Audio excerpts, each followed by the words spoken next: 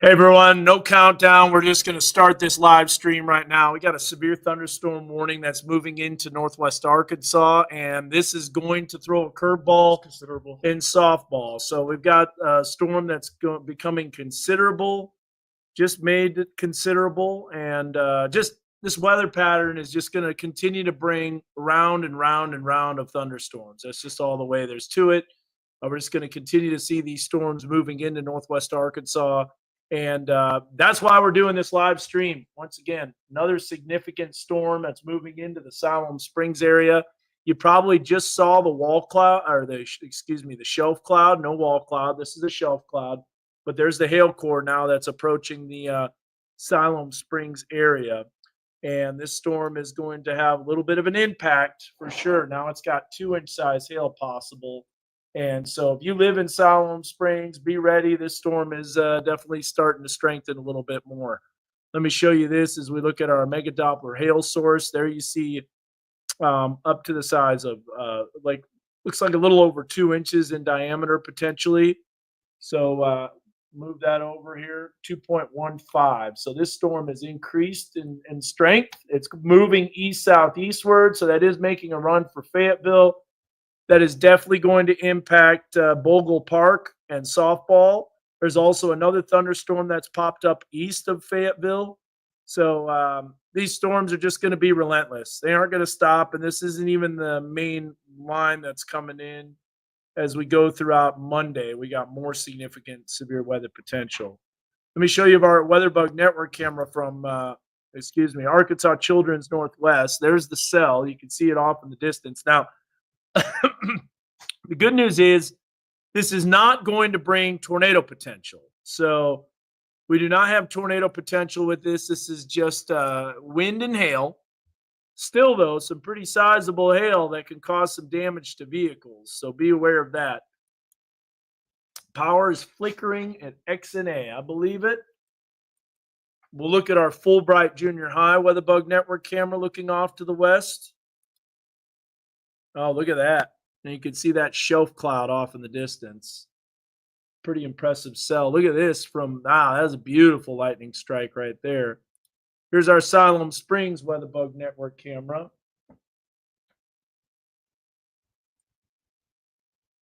Pretty strong winds associated with this.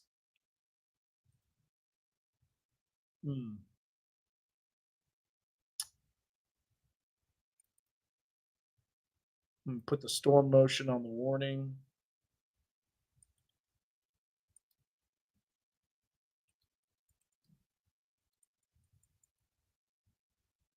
A little bit of a look on the shelf cloud there. I'm getting national break times. Okay, good. And Katie's coming in. Yeah, good.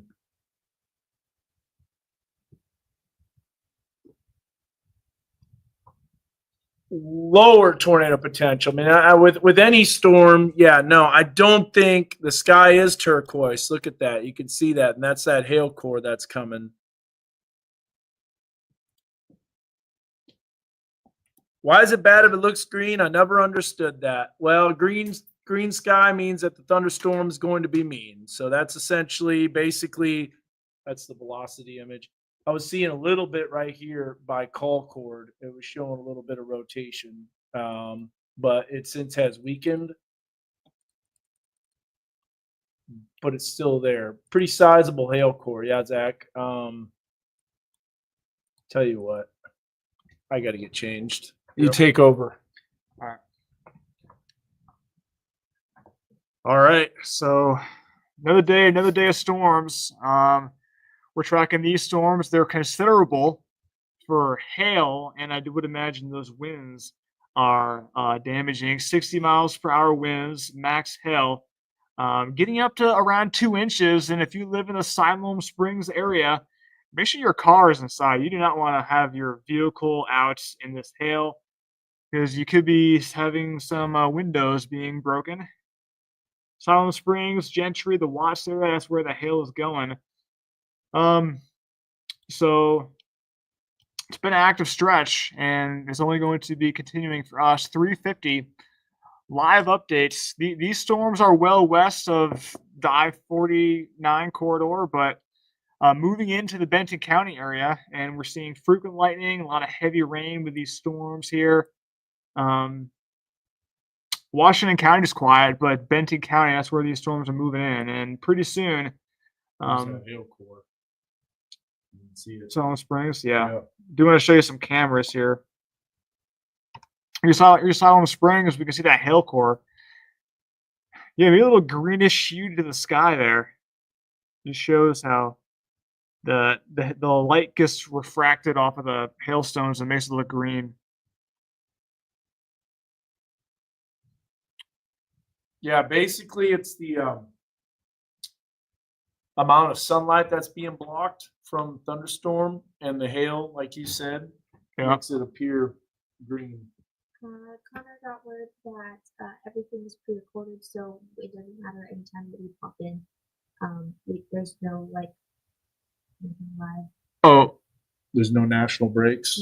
So because it's just track and field, right? yes, so Yeah. since everything's pre-recorded, we can do whatever. What's on Fox? I know track and field's on KNWA. Yeah, we're just preparing to do some TV cut-ins because this hail. Oh, all right. Yeah. Well, if these storms are still considerable going over I-49, we're going wall to wall. Yeah. Even Sorry. even on Fox. Yeah, but not yet. But as of right now, we should probably do a TV cut-in, Yeah. like a Should I- minute 30. Should I let Connor know if we're gonna be late going on air? I don't know. It depends on if we have coverage or anything. Because we also have to simulcast the top of the 5 o'clock because of sports. So just in case if it's gonna go longer than 5 o'clock, we gotta let Yeah. master control. Well, Is that have to wait and see. Yeah. Yeah, Yeah. yeah, but I mean, yeah. if it starts, yeah. No. What do you mean longer? We don't float. We don't. Different things, I thought we tried- Oh, that hail's getting a lot bigger. Yeah. we tried one that's gone on for like an Wow. Oh, hour. Salem Springs. If you Salem live- Springs is getting. We gotta do. We gotta Yeah. do live. Yeah, turn these lights on if you can. Yeah, I will. And cut out aux 3 and make that one black. Yeah. Gotcha. Go on, Black. All right. Another little hail core just north of Decatur, and that's going towards Bentonville. We should do a track of this. That's a big hit. We gotta load up severe weather sources. People, they're seeing in Salem Springs. Yeah, if anybody lives in Salem Springs, feel free to chime in if you're seeing anything. I'm just going to load up severe weather workspaces to get ready for this coverage.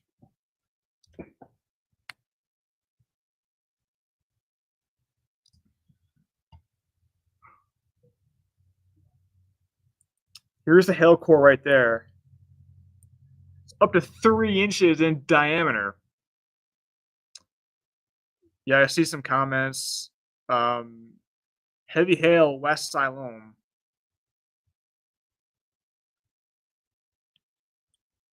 Yeah, Gentry area, high fill. You're going to be in the path of this hail core. Still a ways away from I-49, but we're watching it. I got weather 1 severe loaded. Okay. Do you want the iPad for weather 2 severe? Man, we're about to see some massive hail here. Yeah. Talking over 2 inches in diameter. Mm-hmm. That's going to damage your vehicles, folks. It's even bigger now. Can even damage your house. 3.14, Siding. so it's about to come down Yeah. in the Salem Springs area. I'm turning this camera north. Countytown is in the path. Oh, look at that wind.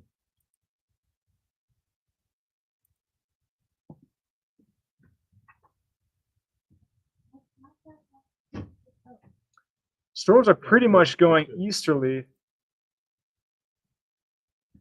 east Go at around off Oxmoor 40 too, off of miles per Oxmoor. hour. Yeah, the wind is severe, but the wind isn't as strong as what we saw last night. Go ahead and bring up Salem Springs. You can see the wind. Yeah, look at the American flag and the Arkansas flag just going nuts. And we're about to see that hail core here. Unless it's still suspended, it could still be growing aloft. You know, there is some rotation here, Dan. I know. I'm seeing that too. But not really. I mean, Yeah. we can visually see the base is fairly elevated. This is an elevated Yeah. storm again.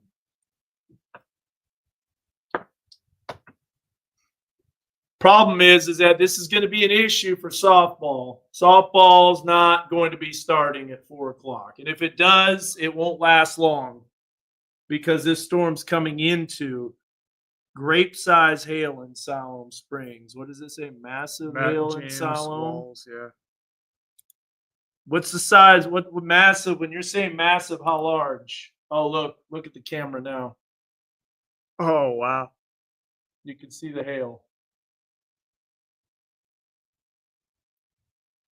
Yeah. But we gotta get on. I know. Let's just get on. Are you going wall to wall?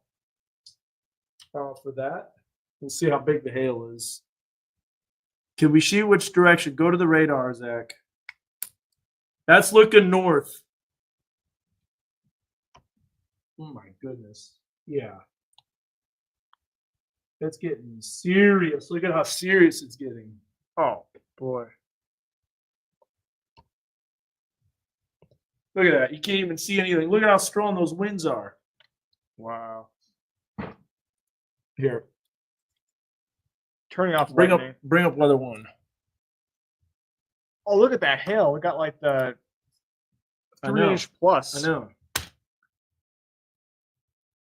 I thought I loaded that. I'll Come load on, up with hurry. this severe for you. Let's go. Come on, hurry up. Doing.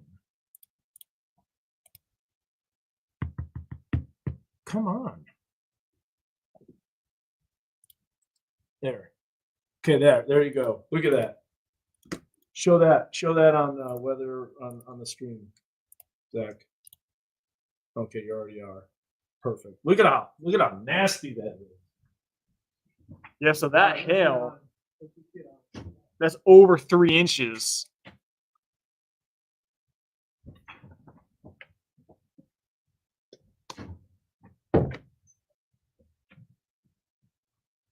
Stand by for coverage.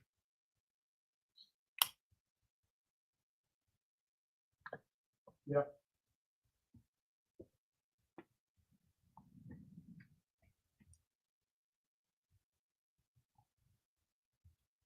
I'm Chief Meteorologist Dan Scoff from the Weather Lab. We've been streaming this weather coverage. A storm is developing and moving right now over Salem Springs with some very large hail. We're talking possibly over 2 inches in diameter, which will do some damage to your vehicle. We're seeing our WeatherBug network camera from Salem Springs. This is the hail core that came through. It's about to cross Highway 59 just to the south of Gentry. This storm is making its way eastward. We're letting you know about this on television coverage. This is a little bit more than your average severe thunderstorm warning.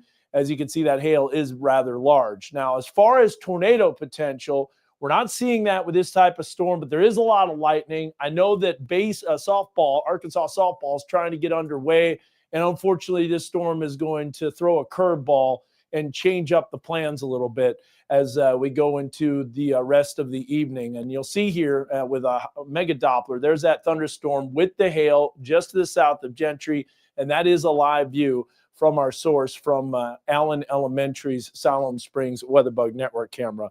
Just a very intense storm, a lot on the radar. We'll take a look here at Mega Doppler and bring that up full. There's a look at the cell. This is a storm that increased dramatically in intensity as it continues to move east, southeastward. We'll put a track on that here in just a bit. You can see there it is, about 3-inch size hail. Now here's Johnson, Tawnytown, Springdale, Elm Springs, Bethel Heights, Cave Springs. All of you are in the path of this thunderstorm as it has a very large hail core that's making its way eastward. This will be the only storm as of now, but this weather pattern is extremely active. We're breaking on to let you know about this. We're interrupting television coverage because this is a significant storm that will do damage to your vehicles, damage to your rooftops.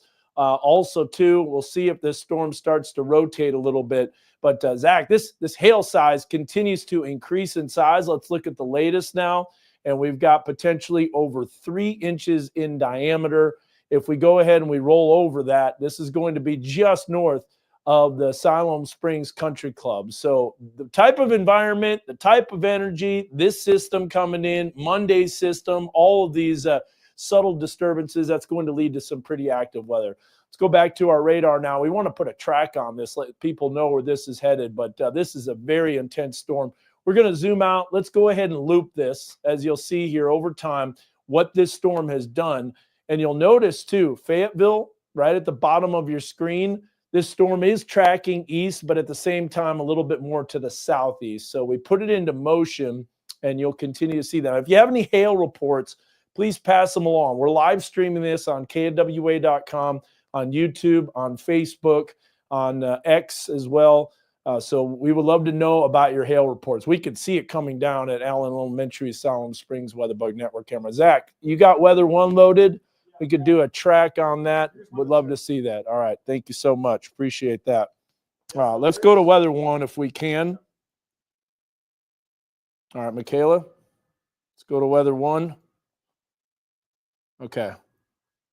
So we're on Weather 1. Take Weather 2 full while I do this track. So I still have to draw the track. Okay. All right. We'll do that. All right. Let's go back to Mega Doppler here on Weather 2. So here's a look at that radar. Here's the storm that's showing up. I want to give you an idea on where this storm exactly is located. There's other cells that are developing. This weather pattern is just relentless. There's just all this energy. There's going to be a tornado outbreak most likely in Oklahoma. And this is just kind of a foreshadow of things to come. You can really see the way that this cell is dropping east-southeast. Fayetteville, problems. There's going to be issues here for softball. No doubt about that. Game was supposed to get underway at 4 o'clock. That's not going to be happening. There's also cells that have lightning that are to the southeast of Fayetteville. Those are popping up. These cells are popping up just to the south of Eureka Springs. And this is not your average type of thunderstorm. In fact, as you'll see here, it's called considerable. And there you see it, hen egg size hail possible, along with 70 miles per hour winds. So that's a pretty intense storm that has a pretty substantial hail core. This hail core is pretty large too, where it could do damage to your vehicles. In fact, you'll see that just on the south side of Siloam Springs. So if you know of anybody that's traveling on Highway 412, this storm making its way over Siloam Springs, Smith Field. That's going to be at the airport in Siloam Springs. And now that core continues to move east-northeastward. So, Zach, you got a track on that? As we take a look at this storm dropping east-southeast, we want to let people know who's going to be impacted by this. Zach? Okay, you can bring up Zach, and you can – okay, all right. Well, go ahead and bring up Weather 1, and I'll do the track on there. Okay. So we got this cell right here. You can see it the way it's tracking east-southeast. So 420 going to be moving into Fayetteville, Springdale at 414, Rogers at 407, and as it continues east-southeastward, it's going to move into Huntsville at 446 and Green Forest at 455. So, yeah, this cell moving east-southeastward, going to be impacting the I-49 corridor, but the largest hail core right now is located right over and just to the east of Siloam Springs. We're going to go back to Mega Doppler, take a look at that. That's going to be on Weather 2 if we can bring that up. Again, we got to let you know about this storm. This is populating. This is in a highly populated area. I know it's not tornado, but it is strong thunderstorm, considerable, that has hail the size of, like we said, hen eggs, and that could do a significant amount of damage. So we'll continue to check that out. Let's, if we can, let's go to Weather 2. There's Mega Doppler. We'll look at the latest hail core, maybe drop down a little bit. Regardless, though, the cell could ramp back up again, and then that could lead to some large hail over the Fayetteville area. So just to the south of Gentry, that's where your largest hail core. Let's bring that up on Mega Doppler. Look at that hail indication right now. And you'll see as we look at our hail source, It's going to be pretty large. Here's a look. So Zach's having some mic issues coming here into the weather lab. We'll take a look at this. So here's the maximum estimated hail size. We're looking at over 2 inches in diameter just to the south of Gentry. We do have our WeatherBug network camera that's got a great view. It had a pretty impressive shelf cloud too as it was moving in. So if we look at from the west, from Arkansas Children's northwest, look at that cell. And there's that turquoise along with a cloud to ground lightning strike. So that shows you right there. There's lightning abundant across the area. We got southwest of Bentonville, another hail core that's popping up. That is a very impressive shelf cloud. Oh, you can also see the hail too that's come down, and it's all over the ground. This is from our Siloam Springs WeatherBug network camera. I'll bring that up. You can see hail covering the road as well as the parking lot, and that's all that came down from that cell. So let's bring that up real quick from Siloam Springs. So there's a look at that. There's a look at Allen Elementary and Siloam Springs with the hail that's coming down. Winds are going the opposite direction now on the backside of the storm, but that's all the hail that came down. Pretty large hail too. And if you have any pictures, send them to us. Go to nwahomepage.com and we can get the very latest from that. But again, look at this shelf cloud coming in. This shows you it's a pretty menacing storm. Anybody that's seeing that, lightning like, strike. yeah, there's just lightning all over the place with this cell. And I'm going to go ahead. Very photogenic. Yeah, it is. And it's happening during the daytime for once. But one of the things I wanted to mention is this is a shelf cloud, not a wall cloud. This is a shelf cloud, meaning outflow is behind this shelf cloud. So this is not tornadic. I know it looks menacing. I know it looks scary, and it is a dangerous storm, which is why we're on. But there's not going to be any rotation within this. This is just all outflow. But man, lightning is intense. The hail is large, covering the ground in Siloam Springs, and a lot of cloud to ground lightning strikes. This is just a foreshadow of what type of environment this system that's coming in is going to be able to bring, because we've got another significant severe weather event potentially tomorrow. But right now we're covering today, and this is that cell that's coming in. Wow, that is one of the more impressive shelf clouds that I have seen in a long time, Zach. Yeah, for this area. Sure For is. sure. And look at all the cloud to ground lightning strikes, the positive cloud to ground lightning strikes. I mean, there's so many things with this cell coming in. Now, if we're going to take a look from Fayetteville, let's look over Bogle Park. And you're going to see off in the distance, there's that shelf cloud. Notice, too, how the core of this storm extends south of Fayetteville, and it's moving east-southeastward. So this is, by the way, downtown Fayetteville, Arkansas. You can see right here the Trail of Tears, as they call it. You got Prairie Grove, Lincoln, Highway 62, that's I-49 right there off in the distance. So this storm is moving east-southeast, and that's why it's going to be into that. And I know you got a track on that, so let's go ahead and we'll go to Weather 1, Zach. I know your microphone's working now. Let's take you on that track as it moves east-southeast into Fayetteville. Yeah, we've been tracking these storms. This is a severe storm warning, and it's not your average severe storm warning. It's a considerable for 2 reasons. The winds are 70 miles per hour or greater, and those can be damaging and even life-threatening, because winds that strong can knock down trees, and if that tree falls on you, forget about it. That's not a good deal. So you want to be inside. You don't want to be outside in these storms. And the hail, that's probably the major concern. You just saw that hail core moving through Siloam Springs. Hail, the radar, the estimated max hail size was over 3 inches, so getting up to softball size. But here's that track, the Rogers area, pretty much right now. And then beyond that, Springdale 418. Fayetteville, we're looking right around 424. And then Utica Springs 435. Elkins 439. Moving into Huntsville, outside the warning. Huntsville is not in the warning, but this will likely be extended into the Madison County area. That's 450. Japton 456, and then Green Forest at 459. Tracking these storms, not a good time. We got some softball games trying to get started in Fayetteville. That's not going to happen, and you can thank these storms for that. So that's a zoomed out view. I do want to zoom in on these storms and show you the hail because that is probably the main concern here. And as we load that up, come on, there's Mega Doppler. I do want to get you the hail banner and show you what the hail size is. So it might be going down a little bit, but still considerable hail. That purple shade, that's around baseball size hail, and that's moving towards the Tawnytown area, Dan. Yeah, Elm Tawnytown, Springs. Elm Springs, Fayetteville, and it's all moving east southeast. So this is in a very busy time of the afternoon. You know, people are driving around, they're enjoying their afternoon, Zach, and as you mentioned, this is large hail. I was trying to bring it up from Siloam Springs, and the camera, I think, went down. So there might be some sporadic power outages from all this lightning that's happening. You saw the amount of cloudy ground lightning strikes. This is a substantial storm. There's no doubt about that.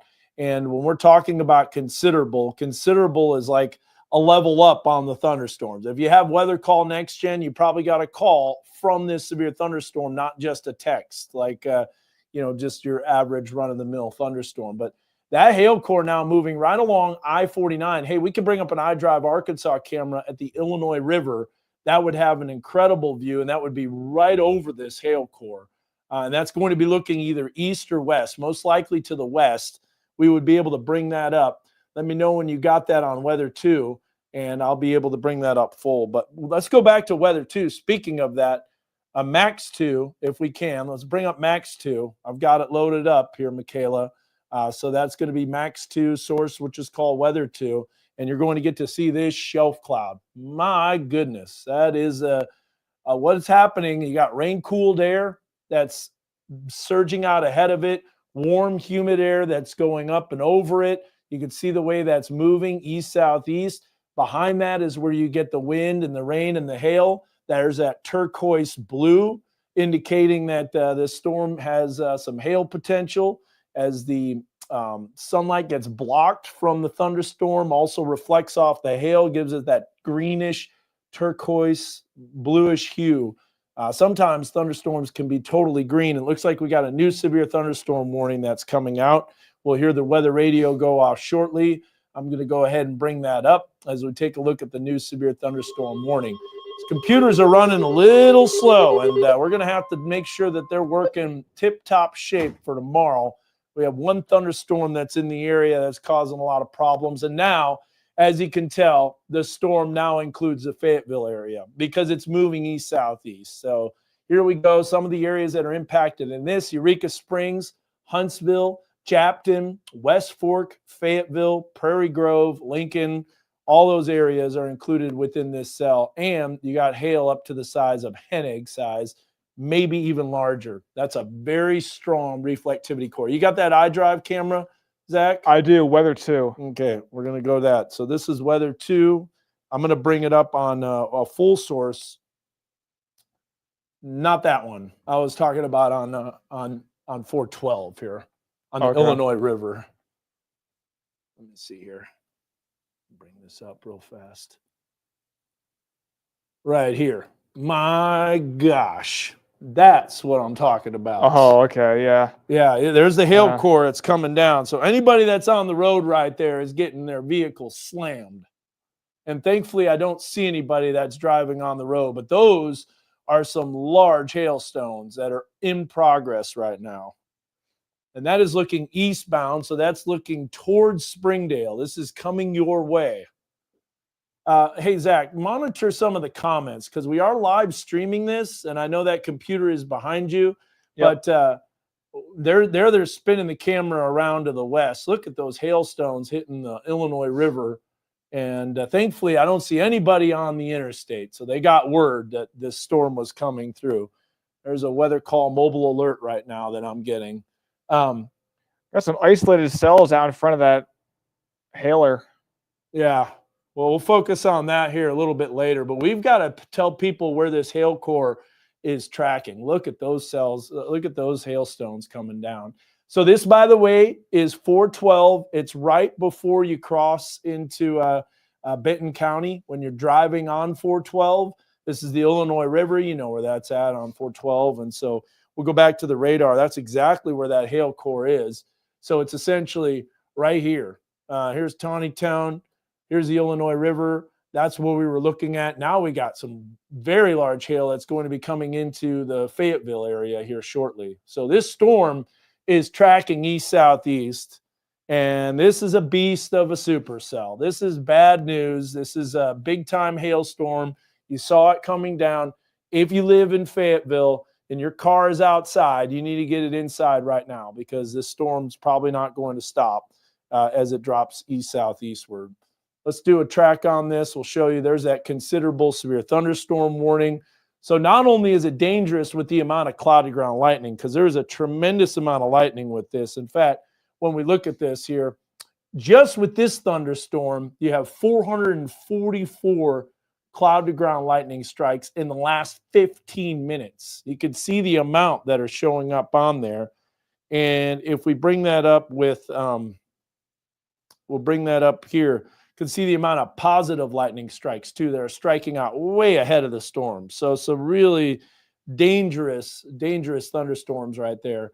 There you can see the amount of negative strikes too that are included in that. So just a nasty thunderstorm. Zach, we need to do another track, let people know where this hail core is going because it is rather large now, over 3 inches. We're talking potentially teacup.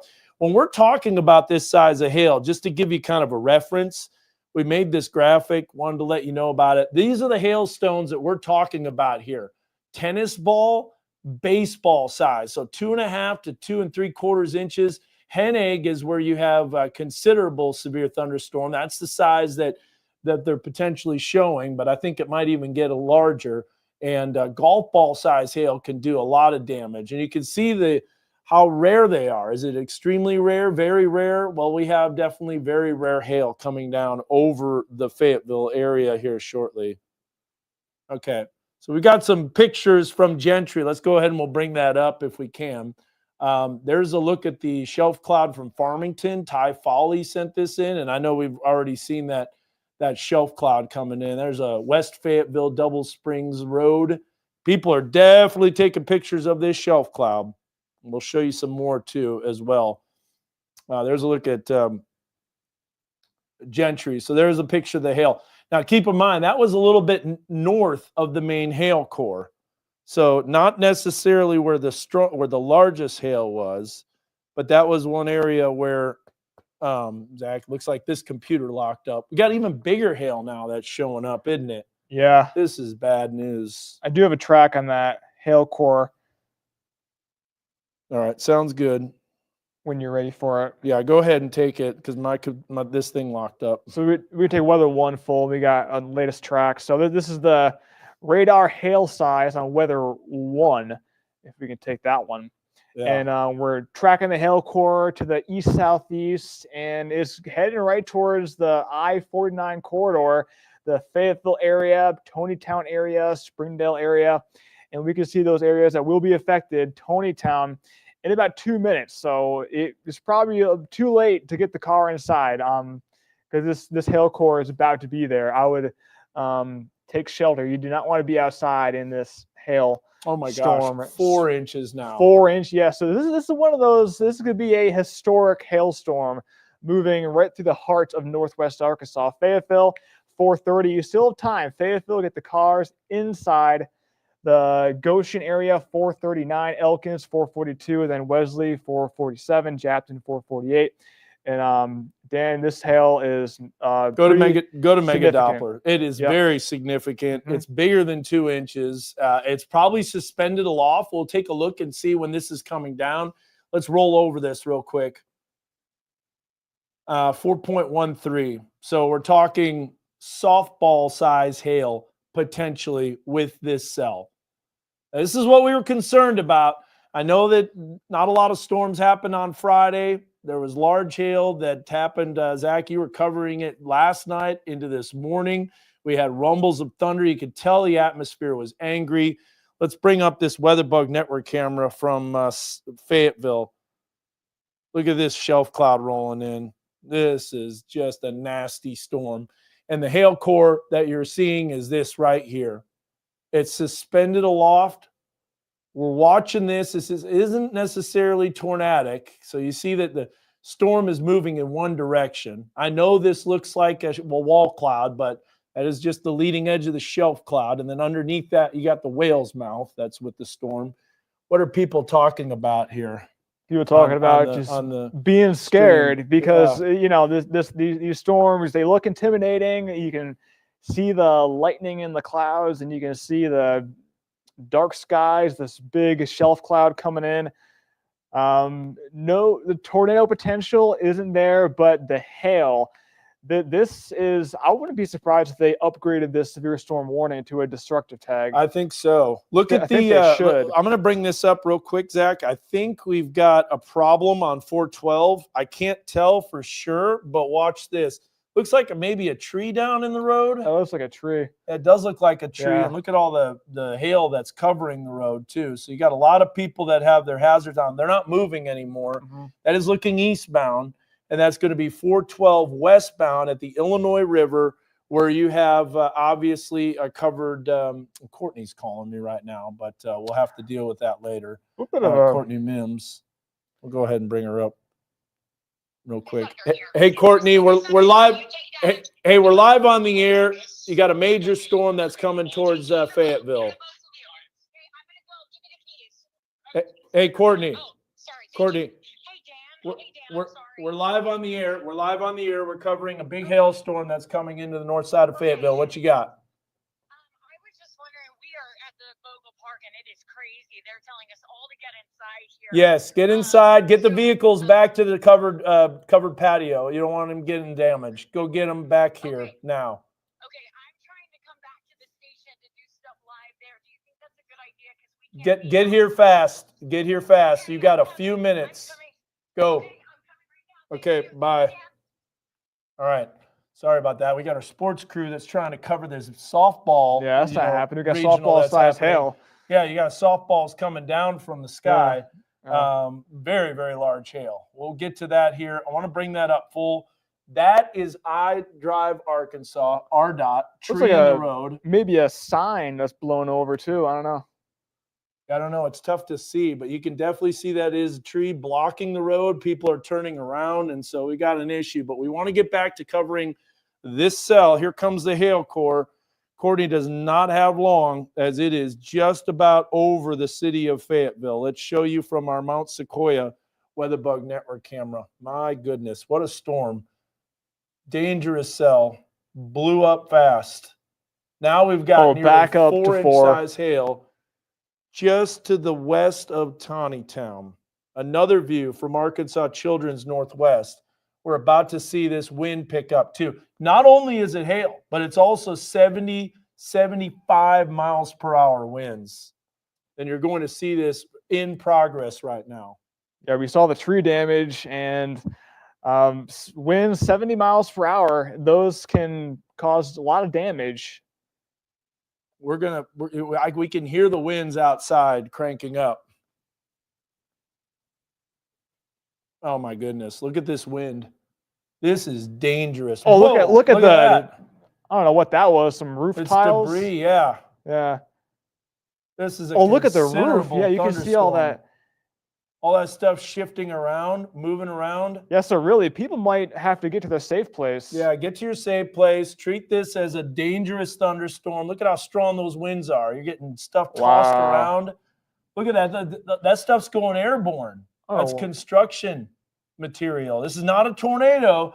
Notice how it's all going in one direction. But man, this is an intense, intense storm. Straight line winds. Okay, back to the radar. Got to let people know where this is at. Is that recording? Yeah, I got it Yeah. recording. Definitely have it recording. My goodness. All right, so this is a mega Doppler right here. Yeah. There's Just the get that, cell. Look at that banner up there. The hail banner. Yeah, absolutely. So here we go. I'm going to show you this. Bring this up. This is our hail tracker. This is what we're concerned with. And you can see that white is showing up as softball size hail. Now, this might not be coming right into Fayetteville. Might be on the north side of Fayetteville and Johnson and Taneytown, but this is a super large hail core. So this is a dangerous thunderstorm that is moving right now towards the I-49 corridor. We'll bring back up Mega Doppler's reflectivity. This storm ramped up very, very fast. Let's go ahead and we'll bring the reflectivity up, Zach, on Mega Doppler. Oh my goodness. You can hear the storm outside. Yeah, once this comes through, then we should be pretty quiet throughout the rest of the afternoon and evening. But I'm going to say this might get to, it's way larger than 2 inches. This could be basically approaching destructive thunderstorm criteria, as we mentioned. So it's 4:26 in the evening. This is a dangerous thunderstorm. We're about to hear hail outside. Let's look at another weather camera. Let's go Camera's back to gone. Arkansas Children's. Arkansas Children's down. Yeah, I can imagine. All right, let's go to our Fort Smith or Fayetteville here. This is Mount Sequoia. Looks like Mount Sequoia might be down too. Our cameras are going down because of power. Trying to get iDrives. Yeah. Okay, exit 67. Go ahead and bring that up on the Prod PC. Yeah, it looks like we lost Mount Sequoia. So I think there's a lot of camera issues. Camera that's going out, power that's going out. Huge hail in Tawnytown. Getting the report right now. I believe it. Up to 4.31 inches diameter.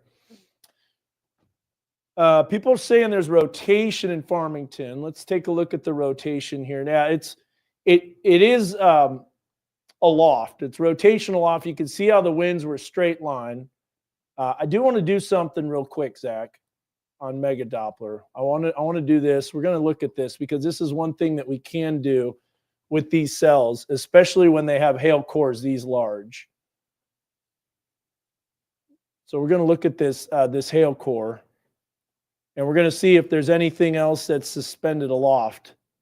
Oh my God! Wow, that's a massive hail core. This is a massive hail core. Can you see that on weather? Let's bring that up. You're on weather. It goes up so We're gonna high switch it up. too. So this is a look at Mega Doppler 4D, and you're going to see there's a hail core that's suspended aloft, and it just continues to refuel itself. So it may be getting even bigger. Honestly, this is a substantial storm. This reminds me back of yeah. I'll close that out here. Substantial hail core. So this is very, very large. Huge hail in Tawnytown, hearing thunder. Let's see here what people are saying on the comments. No power in West Fayetteville. There was stronger than 30 miles per hour gusts. Hey, Zach, we'll bring up this camera right here, the Graduate Hotel. At least we got power there. I wonder if we can get, like the 3-panel on the side. Yeah, can we do that, Michaela? Okay. All right. Let's just let people know we're looking at cameras because we want to know what's happening outside. Winds are really picking up and getting intense. But we want to let people know where this is at, where it's going. So here's the hail core that's suspended aloft. You can see Fayetteville. So there's a lot of hail that's up in the air that we're still expected to come down. And that is about to dump on the north side of Fayetteville. So this is where a hail core dump is about to take place. And we get the new radar scan. We'll be able to animate this. You can hear the rumble of thunder. This is a nasty storm. My goodness. Zach, let's close out of that 4D, and we'll bring up the 3D here real quick. Yeah, we got it right there. Yeah, so there's the cell.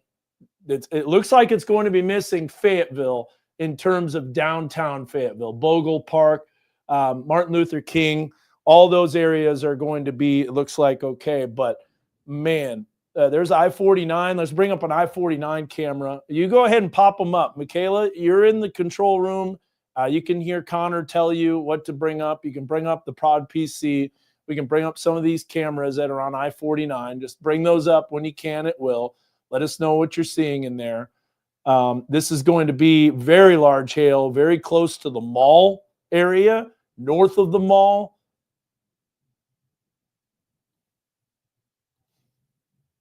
Yeah. So this is Johnson Mill. You can see people zipping by, but at the same time starting to slow down. Hail is starting to come down. That's exactly the leading edge of the hail core. We're talking very large hailstones. So this is not your average run-of-the-mill thunderstorm, which is why we had to get on the air as fast as possible. Yes, we've been covering it on a live stream. We do those live streams for the weaker thunderstorms that don't necessarily prompt severe weather coverage on television, but this is a substantial storm. So we'll go and look at some other iDrive cameras. You just kind of flip around and we'll take a look at that. Hey, Dan, I think everybody knows about this storm now. We just got one of those alerts on the phone, the EAS alerts for a destructive severe thunderstorm. So they did make the upgrade to a destructive severe storm, and pretty soon we'll probably get that on the on one of the weather sources. Yeah, weather sources, weather calls. So they have made it destructive. There it is right there. Destructive tag. So destructive 70 miles per hour winds and 2.75 inch hail. That is, folks, baseballs. Baseballs are larger. Baseball is going to do a tremendous amount of damage. Rooftops, those are going to be damaged. That can shatter car windshields, windows. That can bust out glass, obviously. That can, even those back windows of vehicles. So just got the alert. You'll probably get a weather call alert saying an extreme severe thunderstorm warning, which is the destructive tag. There's a destructive tag all over Northwest Arkansas. We've got a view from this from Huntsville, I bet, too, as the storm has now made its way. So this is looking south. I'm going to spin this around. Zach, let's do another track. We haven't done a track on the hail core in a while. I got it. I think that the hail core is moving more easterly now. It is, yeah. 50 miles per hour. So actually the speed's gone up a little bit. So I do want to adjust that by 5 miles per hour. Get that off. And the massive hail core all the way from Springdale down to Johnson, down to Tonytown area. Yeah, the Tonytown, yeah. Now, it looks like the hail core is going to miss like Fayetteville, the downtown Fayetteville, the station, those areas. It's going to pass just north of that. But right along 412, there's a shelf cloud, by the way, looking off to the west from Huntsville's WeatherBug Network camera. So let's go back to our hail core indication and let's take a look at the track of that the hail core. Boy, what a wild storm. Let's take a look at this. This is going to be called hail tracks. So we'll just let this load up here briefly. While it does, you'll be able to see that storm as it approaches. That's Arkansas Children's camera right there. I don't know why that came up. That's when the power went out. There's the hail track. Look at the size of this thing. So this is when we popped on the air saying, Siloam Springs, get ready. There's the storm moving through Pedro. And then you can see as it made its way north of Savoy towards Johnson, right on 112. Oh, I know so many people that live in that area. Bet you they have significant damage to their rooftops. And then the I-49 area. So it looks like the hail core has decreased a little bit in size. Keep in mind, though, this is delayed. So this is a little bit back in the time. And if we take a look here at the size of that, you will notice we're talking 3.1 inches. So over baseball size. That is teacup or CD size, if you will. You'll see that making its way eastward. Here's the live hail track with that. That's going to be very close to the Johnson area. We're going to zoom way in to let people know. Absolutely, yeah. We got a live viewer that's reported saying there's damage. Is it one of our storm spotters? It's got George Junior High School, Springdale Country Club. That's very close to the mall area, Lake Fayetteville. I understand we have someone on the line right now. Hey, Dan, this is Ryan Limerick. Hey, Ryan. Hey, how you doing, man? Good. Hey, I'm on 48th and Watkins here in Springdale. I'm just a little bit east of the baseball field. Okay. I have a down power line right here on 48th and Watkins, and I have chairs pretty much strung out everywhere. I'm not sure where the chairs came from, but I do have a down power line here on 48th and Watkins, and some snapped trees. Yeah, and we could see the winds. We had our Arkansas Children's camera, and man, Yeah. there was stuff getting tossed off of that new construction area, and we could see the debris flying around. Not from a tornado. It was all in one direction. It was all straight line winds. It was all coming from the west. But you have damage from hail too, from wind-driven hail at all that you're seeing? I do not. I don't see any damage from hail at this time. I am just seeing a lot of snapped trees, Mhm. tree limbs, about 4 or 5 inches in diameter, and just one down power line right now, as I can see. Okay, and that's in the Springdale area, close to Arvis Ballpark, correct? Correct. Okay, all right. Yeah, that we know the power's out because our camera went down. And don't know, are you seeing traffic lights? Are they on? Is there any type So of? I was sitting on 412 right there on Sunset when this blew in. And the power did flash about 3 times. It was out for, I think, the longest, probably about 15 to 30 seconds. Okay, all right. Thank you so much, Ryan. Ryan Lemery, one of our storm spotters, one of the few that didn't make the trek to Oklahoma to track storms. So thank you so much. Appreciate your report. All right, so here we've got that destructive severe thunderstorm warning tag, large hail core traveling down Highway 412. Huntsville, you are in the path next. You're going to get this storm next. And Zach, let's do a track on that. I know you've got that with the Weather 1 as this hail core makes its way eastward. That's the main threat from this thunderstorm, is that very large hail, but also straight line winds, as you just heard, that can do damage and knock down trees. Yep.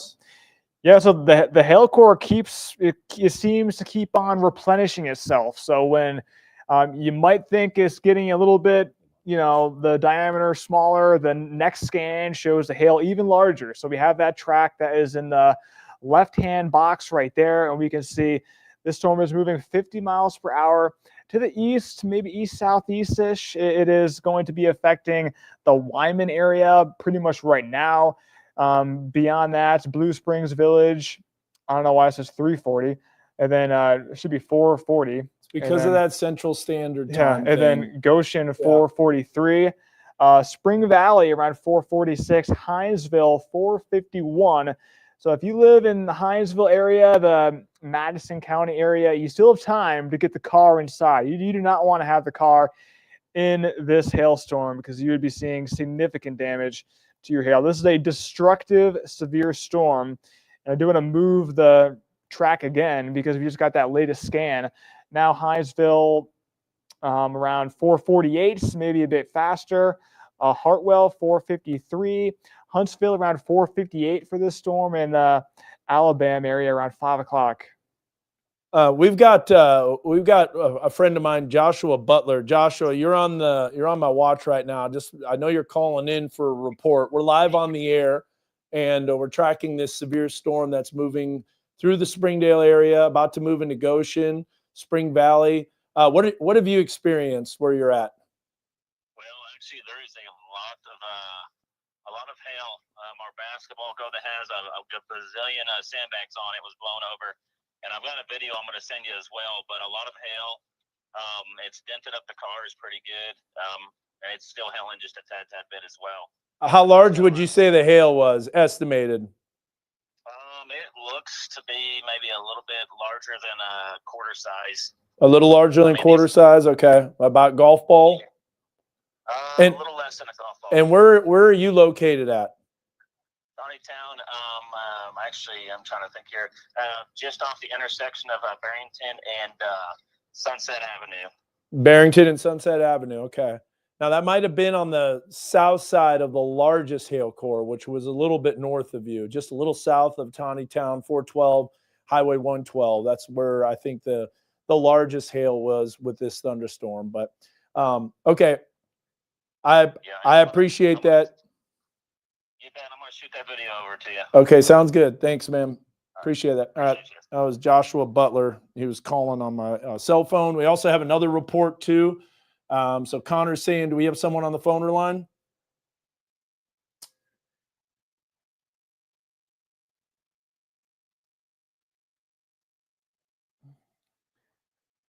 Okay.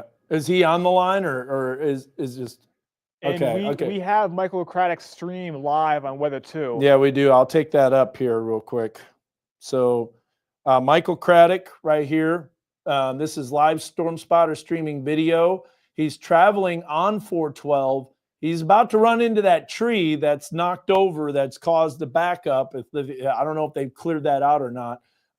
Connor, if you can, look at the Illinois River, Highway 412. Let's see if that tree is still down, blocking the road. But this is areas. Sorry, Edward. Edward.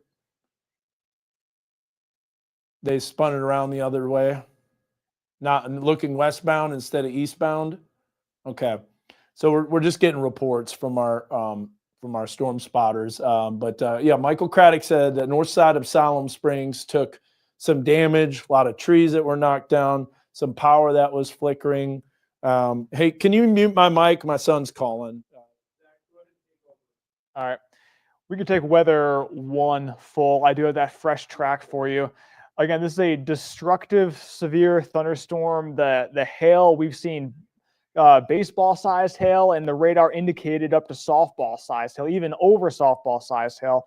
Right now, the hail might not be softball levels, but we've seen this storm, the hail size decrease, and then we've seen it increase again. And as of right now, the storm is in Washington County, east of Springdale. If you live in these areas, you need to get the cars inside. You don't want to be outside in this type of hail. Spring Valley around 455. We've been talking about Hinesville around 450, Hartwell 454, Huntsville around 459, and Alabama around 502. So that's kind of a zoomed out view. I do want to take you a little bit closer here. So let me load up the Mega Doppler source and show you this storm polygon. So this is the information right here for you. Let me just zoom in on it. We've got that max wind gust, that should be 70. So this is 70 miles per hour winds with this storm, and the hail potentially, this looks like it's getting a bit bigger. Now let's zoom in on it and show you exactly where it is. So we can see a big area of baseball-sized hail. That pinkish color, that is destructive hail. That will damage your car, your house, and if you're out in it, this type of hail can even be life-threatening. So you want to be inside as the storm comes through. Huntsville area is coming right towards you. In about 5-10 minutes, Huntsville is going to be seeing destructive hail. Okay, Zach, we've got one of our storm spotters, Greg Turner. Either Greg Reeves or Greg Turner. We got two Gregs. So we've got our storm spotter, Greg, on. Okay, we got Greg Reeves. That's what I was figuring, because Greg Turner's in the Pea Ridge area. Greg, you've been out and about. What did you see, and what was the size of the hail that came through? I'm actually at home right now, and it looks like it's snowing, but I'm getting at least pea-sized to quarter-sized hail right now. And the wind is just going fierce right now. And where are you located at? I am off Goshen Tuttle Road. Okay, right now. Yeah, you're right in the path of this storm as you're experiencing the worst of it right now. Okay, we've got in between Goshen, Hinesville, and Wesley are those areas for this hail core that's coming in. Okay. Yeah. Yeah, it seems to be dying down right now, but it was coming down. I had just gotten home and it was hitting. So, yeah. It looks like it snowed out here. I believe it. I believe it. No, and it's been some large hail. It's done some damage to vehicles. Have you had any damage at your place from that? I haven't gone out to assess yet. I'll probably, once this clears out, I'll go check. But so far, it's still coming down. I can hear the hail still coming down right now. Yeah, absolutely. Well, we got a view from Huntsville. Let's bring that up as we take a look here. Greg, we're going to keep you on the line here in just a little bit. So give me your approximate location again. I know you're in Goshen or close to it. Yeah, I'm at 15050 Ball Road. So is that like in Goshen, pretty much? It's in between Goshen and Elkins. Yeah, it's right off Goshen Tuttle. Okay.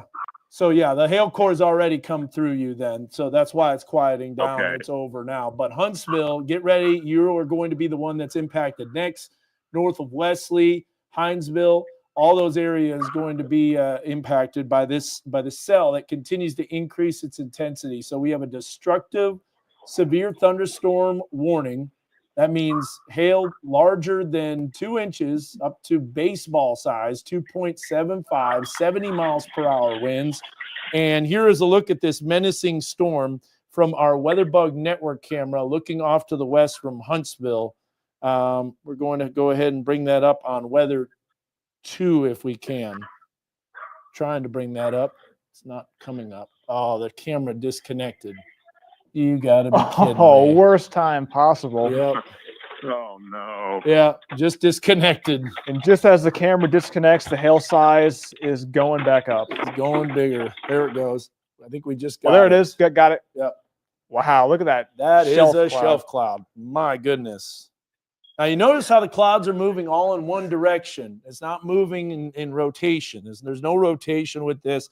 I know there's been some wind damage. I know there's been some trees that have been knocked down, some power lines that have been snapped. It's all blowing in one direction, which is west to east essentially, or northwest to southeast. And you can see those clouds, the way they're moving in the foreground. But that big hail core is associated with the cell right behind this shelf cloud.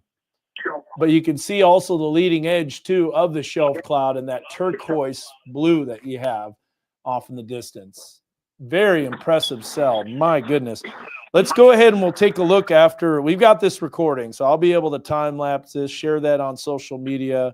That's quite a sight. That's one of the better visible shelf clouds that we've seen in a while. So Greg, I'm going to let you go unless you have something else to report. But I know you probably want to figure everything out, what's happening there. No, it's finally starting to quiet down out here. It's now just raining heavy. The hail has kind of stopped. The wind is subsiding a little bit. So yeah. Okay. Yeah, we've definitely got leaves and branches down out here in the field. Yeah, they'll be So- shredded. You'll see a lot of leaf debris from the hail coming down, shredding the leaves off the trees. And here is a look at that storm that was significant, tracking right down Highway 412, continuing eastward, east-southeastward, the largest hail core just to the south of Taneytown, north of Arvis Ballpark. We're talking about Randall Tyson Recreation Complex, Apple Blossom Lane, all those areas. That was probably going to be one of the hardest hit areas if the hail actually, made it to, in terms of its size, made it to the ground. Sometimes that hail could be suspended aloft. It shows on the thunderstorm. Then it made its way eastward. Notice how the Lake Fayetteville area getting impacted. This is on the north side of Fayetteville. Once we realized it wasn't tracking anymore to the southeast, had some small hail on the south side of Fayetteville, but the big hail core, the main part of the updraft traveling eastward. But now you're seeing it between Mayfield, Goshen, and approaching the Huntsville area. So this is going to be probably some substantial hail. Zach, what's the latest on Mega Doppler? And it looks like that hail core is increasing all the time. Every time we look at it, it's just the storm that's not going to quit here. All right, Zach, let's do weather 1. Let's show people where this is headed. Give us the latest information on this storm. Yeah, we've been talking about the hail core, but how about these 70 miles per hour winds? And I did track out this gusting, almost kind of starting to bow out here for these winds. So if you live in the Huntsville area, not only will you be seeing this destructive hail, you will be seeing these winds 452. Beyond that, you can see them listed. Alabama around 456, Witter area 459, Berryville 503, Green Forest 511, and Osage around 514, Carrollton around 519, and Batavia around 526. Now, the National Weather Service, they did drop the destructive tag, but maybe for the wind, maybe the wind isn't destructive, but the hail seems to still be in that destructive range. And I will show you what we're looking at with the hail core. Just zoom in right in close on where exactly that is. So if you live in the Huntsville area, you need to have the cars inside. You need to be inside yourself, because if you get hit by a hailstone, and that reading is potentially 3.6 inches in diameter. That is some Yes. massive hail that is life-threatening. That latest scan maybe a little bit less, but still destructive hail. That pinkish color, that is baseball-sized hail. And the orange, widespread, potential golf ball-sized hail. Okay. And do you want to talk to Michael, Dan? Is that what? Yeah, and I'm also Yeah. looking at social media, Twitter. I'm getting a lot of pictures and stuff like that. We'll bring all that up here in just a bit. Michael Craddock, I know you got your stream. I'm going to bring that up here. Tell me what you're seeing right now. If you've encountered All right, that tree Dan. that's blocking the road. Oh, looks like your stream Yeah. went down. So we'll Oh, pass on that. yeah. The stream is really bad. I apologize for it, unfortunately. I'm Yeah. right here at Robinson Road and 412, and right before the Illinois Bridge, the one that curves going to Silent Springs, and they are cleaning up the tree right now. One lane is shut down, but one lane is open. So the fast lane is open, but it's really slow, and traffic is backed up over the hill. I don't know how far back, but it's backed up quite a ways. On Prod PC, can we Um, bring up that camera real quick so we can show what we're talking about? Okay, they still have the westbound view. They don't have the eastbound view. They spun the camera around, but keep going, Michael. I can still see the hail covering the road too. Yes, there's a lot of hail along the road, and on the other side of the Illinois Bridge, which is westbound here, there's tree debris like everywhere, branches everywhere, and leaves just scattering the road, just everywhere. It looks like a war zone hit it. I can believe it. Absolutely. How large was the hail when you were in Siloam Springs? Did you encounter it at all? I avoided the hail, but I came up to it afterwards. Like I went to my house, actually. My house got hit pretty good. Mhm. The hailstones looked to be about, I would say, nickel to maybe quarter. I didn't see really anything bigger than that. Okay. And that was before the storm started to increase its size. So we got some more pictures too. I saw that maybe there was a lot of smaller hail, which made it look like bigger hail. That would be a wonderful thing. I know there was enough hail size to do damage though. But you know what? We've got to continue to track this storm as it's about to make its way into Huntsville. And we do have that weather bug camera as the hail core is literally coming right over the Huntsville area here very shortly. It's right at that bend of 45 and 412. If you've ever traveled that going through Goshen, if you've made your way to Branson, right now on the north side of Huntsville, we're about to see this come through the Huntsville area. Guess what? We've got that camera located in Huntsville that's on the top right of your screen. There's a look at the largest hail core. Thanks so much, Michael, for keeping us updated on that information on Highway 412 and the tree being cleared. And pop back in if you let us know anything else. But the fast lane, left lane, opened eastbound I-49 just to the west of the Illinois River Bridge. We saw that tree being knocked down. We saw it covering the road on iDrive camera. That was when it was facing eastbound or westbound. Now they flip that camera around so you can't see that. But let's bring up, if we can, Huntsville Middle School's camera full. We're just approaching the 5 o'clock newscast time frame, which is our 5 o'clock news. Unfortunately, though, we're not going to be able to bring that to you right now because we've got this significant severe storm that's about to bring a very large hail core into the Huntsville area. If it tends to weaken a little bit more, then we can get in place and start our 5 o'clock newscast. But man, very, very dangerous storm coming through. And now you're going to see the winds start to pick up. Hopefully this camera doesn't go down, but you can see how fast those clouds are moving in the foreground. Zach, you mentioned it. We are focused a lot on the hail core, but there's not only hail, there's also wind-driven hail, and that's going to cause some issues and some damage. Yeah, it sure is. And this severe storm warning is in effect through 5:15. So in about 20 more minutes, it will expire. But I think they're going to extend it farther into the coverage area, into eastern Carroll County, and then maybe even into Boone and Newton County, because this storm is strong. It is producing the hail. The hail core might be going down a little bit, but still, baseball hail is possible with this storm, and it's moving towards the Alabama area, the Marble area, Kingston, but Huntsville, that's where the hail is going to be immediately falling. and we have that camera. That's the Huntsville camera. You just saw it left-hand side of the screen.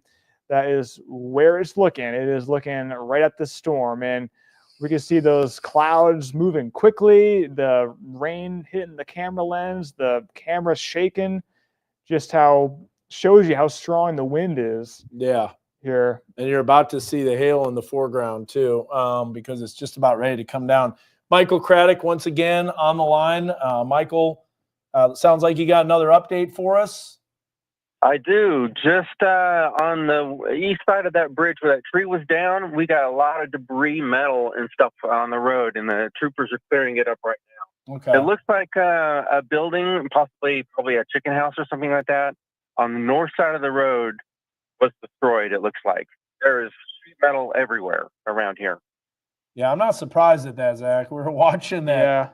that camera on top of Arkansas Children's Northwest, and Yeah. that stuff is anchored down, and it was getting tossed around. So there's some damage we know on top of Arkansas Children's, Yeah. unfortunately, with that new construction area on the west wing, on the west side of the hospital. So Just shows you the power of the straight line winds. yeah, with this thunderstorm. So I'm not surprised at that. That's I appreciate that information.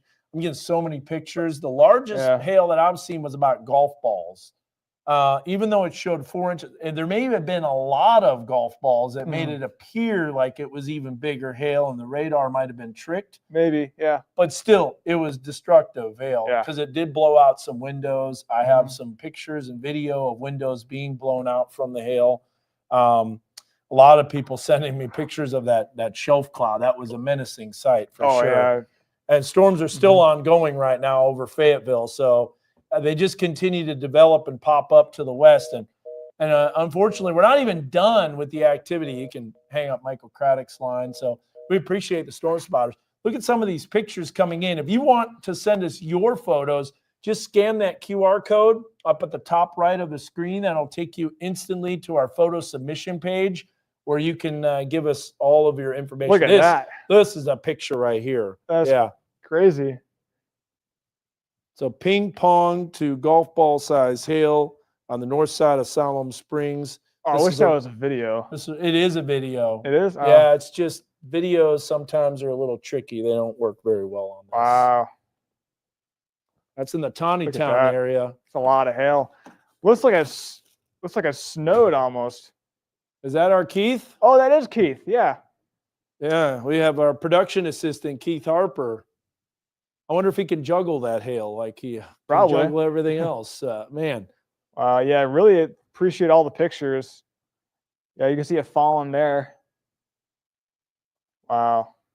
yeah, we knew that hail core was pretty sizable. We had to get on there and talk about that storm coming. This was not your average Going to have severe to thunderstorm. get a shovel and shovel off all that hail. Oh, I got a picture. There's like a hail drift that's almost 2 feet blocking the road, blocking a entryway to the door.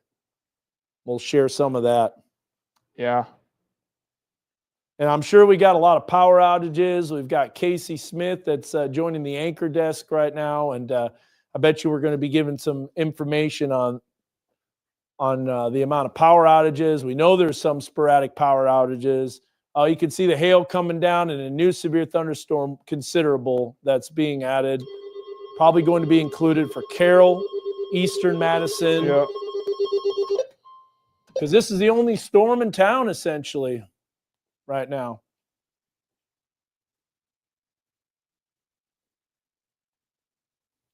So yeah, we got about nearly $5,000 without power, 5,000 customers without power right now in Washington County.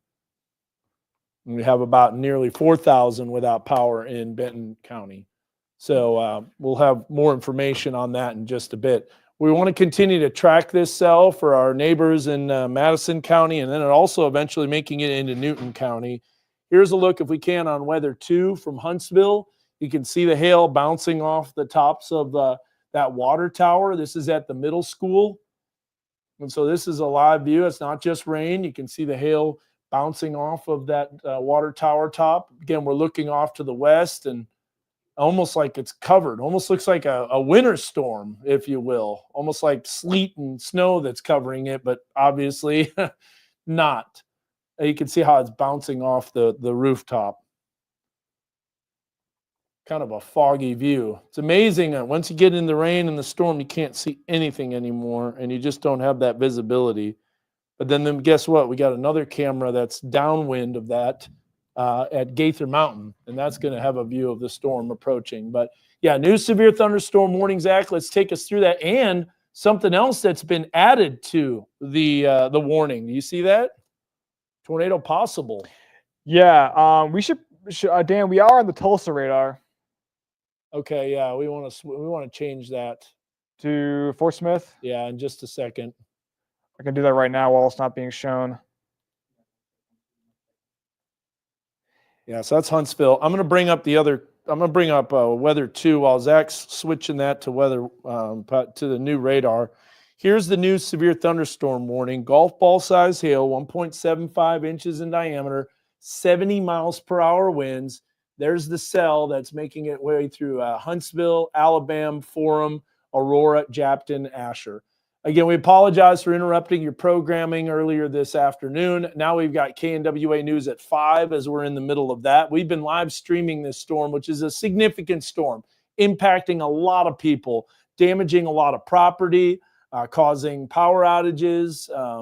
Definitely a scary scene. And so this definitely deserved a live television coverage. This is not your average run-of-the-mill thunderstorm. And now we've got a tornado possible. We want to take a look at the circulation on this, as storm did have some strong winds. They were all moving in one direction, but overall, and as we go over time, these winds are going to start to increase in the lower levels, which could prompt a greater tornado potential. So we'll see how that evolves. And then tomorrow, we got a real deal severe weather threat. This is just kind of like the warning shot off the bow, if you will. Shows you how this atmosphere is angry. You could tell it was angry. So Zach, let's bring up Mega Doppler. You got the new source up on the Fort Smith radar? You do. Here's a look at the hail core on the south side of Huntsville. There's the thunderstorm that's approaching the eastern side of Madison County. There's the considerable severe thunderstorm warning. Let's take a look at some rotation here. See if there's any definitive rotation on that. And we have the storm motion to the warning. Yep, we do. So maybe a little bit of rotation right there, almost over Huntsville, some other pockets of heavier wind.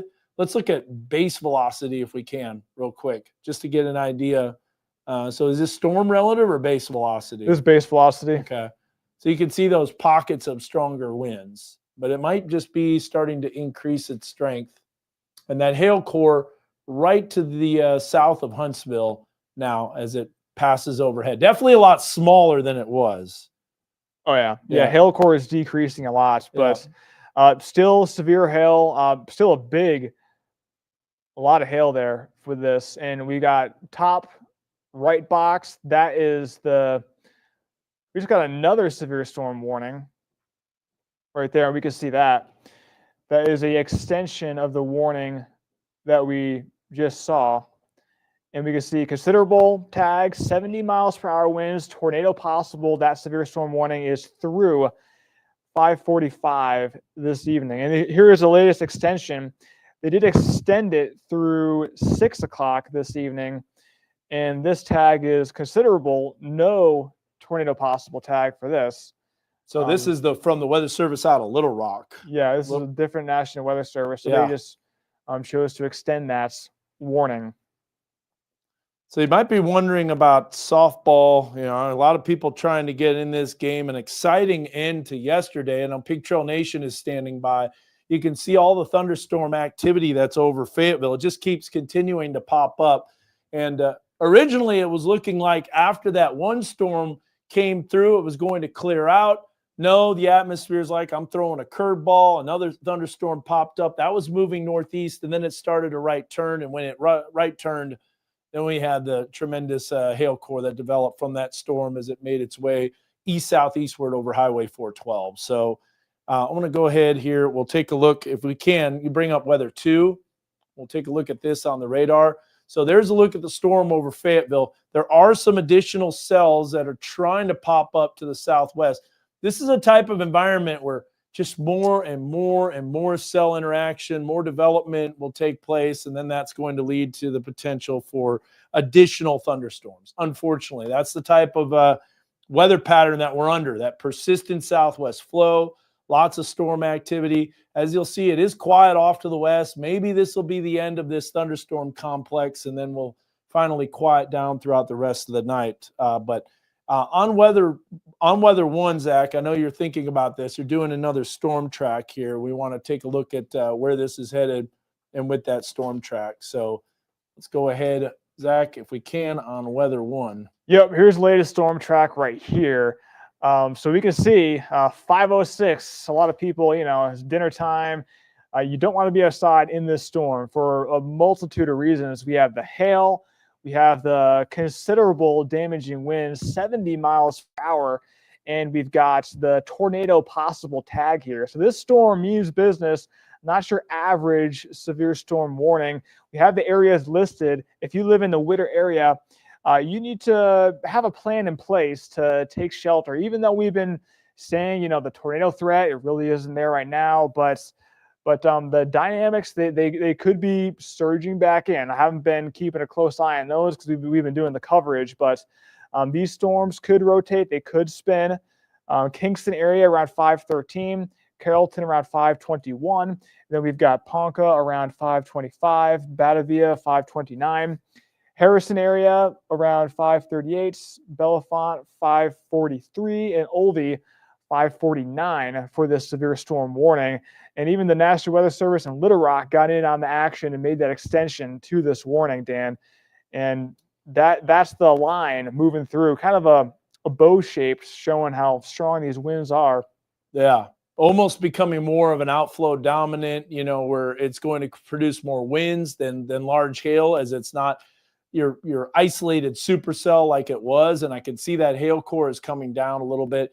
By the way, you can see on the screen, well, let's bring up, if we can, weather 2. We had it on the window that was at the top right, but here's a look at where that thunderstorm tracked and went right over, and you can see how that went basically right over Highway 412 and continued east-southeastward.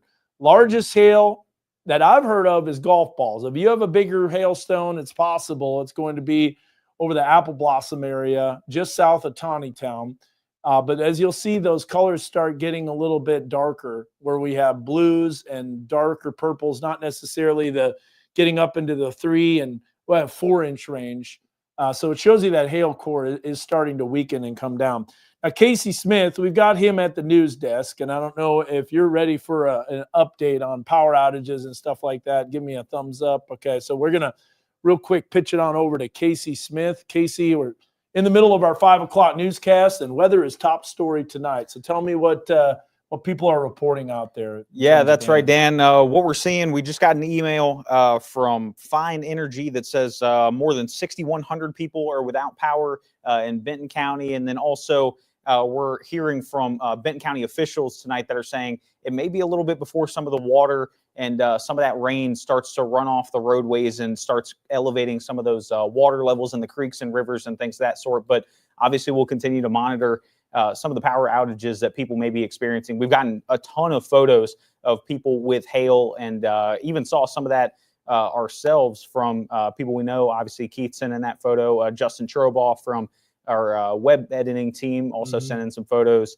and Jacqueline House as well sending in, I believe, some tree damage potentially from her neighbor, but I haven't gotten eyes on that just yet. And so we'll continue to monitor kind of some of those power outages, and we've just been getting photos and videos like crazy throughout this afternoon. There's the video from Jacqueline House there of that tree that was downed. I believe she said that was her neighbor, and you can see that's fallen, and I can't tell if that was a shrub or something like that up against the house, or if that was part of the tree. Yeah, it might have been a part of the tree. It looked like a pretty tall tree and a big tree trunk. I mean, there was trees down on 412. Yeah, it's definitely snapped a branch, pretty sizable branch, and looks like maybe another tree there next to the house. So, I mean, we were seeing that debris flying around on Arkansas Children's. Yeah, we knew. And we've got that camera, by the way. We had it recording. So if you give us just a little bit of time, we can bring that up on Weather 3. But there's a live view right there, so it looks like the camera spun around because now all the presets Looking are going towards to be, Arbus. Yeah, so you got Arbus Ballpark, but all that stuff at the top of, you can kind of see it scattered all over the rooftops.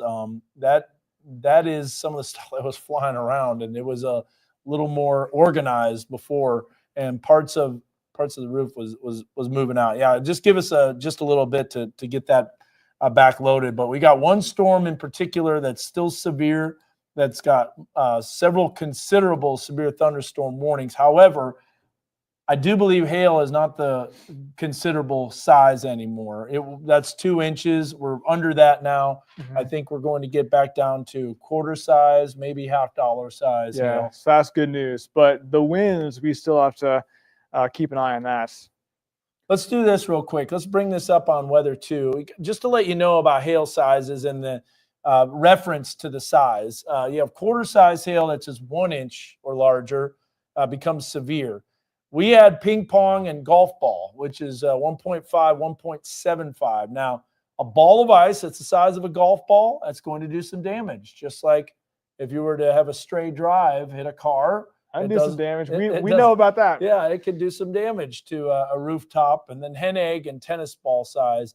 Now, the potential's there for that storm to produce baseball size. That's what the Weather Service had with the indication on the radar. Sometimes the amount of hail within the thunderstorm can trick the radar and make it think it's like even larger. So hopefully that was the case and we don't have any baseball. But here you see a lot of, well, it almost looks like sleep piles. Here's Joe Farmer from Springdale, Tawnytown area. That's one of the areas that got hit the hardest with that hail core and the amount of hail that came down. Scan that QR code at the top right of your screen. That'll give you the very latest website where you can upload your photos. And we are getting a ton for sure. That is a completely covered backyard, rooftop. You can see some of those hailstones, definitely the size of quarters or larger. This is in the Tawnytown area, South Point. Take a look at some other photos. We just got a bunch. And I know the video too. If we can get that video loaded where you can see the hailstones hitting the pool and then causing the water spray to pop up.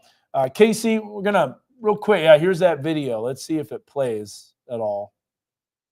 Sometimes it's playing for a few seconds. Yeah, it plays for a few seconds, and you can see that. We'll try to get that loaded. Yeah, there you go. Oh, wow. So those are definitely about golf ball size hail that's coming down. You can see the way it's making that splash on the north side of Farmington. Maybe a little less than golf balls. But regardless, I can only imagine what that sounded like. Pretty loud. All right, Casey, pass it on to you for a report. I'll bring up that Arkansas Children's camera so we could see those winds that were picking up earlier as it was starting to toss stuff on the rooftop. Thanks, Dan. Now I'm actively looking at the power outage map as we speak for the state of Arkansas. In Washington County, there are 10,015 customers without power. Moving on up to Benton County, there are 5,700 without power. So that's gone down from that email that we received probably about 10, 15 minutes ago or so.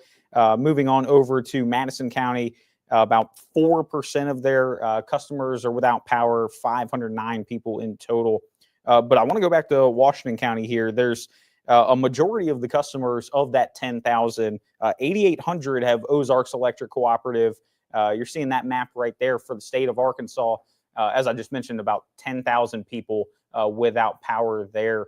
If we could go to some of the River Valley counties now, just to see some of the power outages that they have there. Well, we can go ahead and go to Washington County. You can see SWEPCO. There are about 2,100 people without power there, customers of SWEPCO. I believe that just updated because now there's 12,248 customers out. So we're still getting power outage reports throughout Washington County as we speak. The number I'm looking at here on my phone was about 7.8%, but as you can see, the latest up to date is 9.5% of total customers getting tracked have power outages there in Washington County. Obviously, that would make sense with some of the storm tracks that we've seen throughout this afternoon. Throughout Benton County, new update on some of the outages: 6,162 customers in Benton County without power there. Majority of those, Carroll Electric. There are 5,075 people without power in Benton County.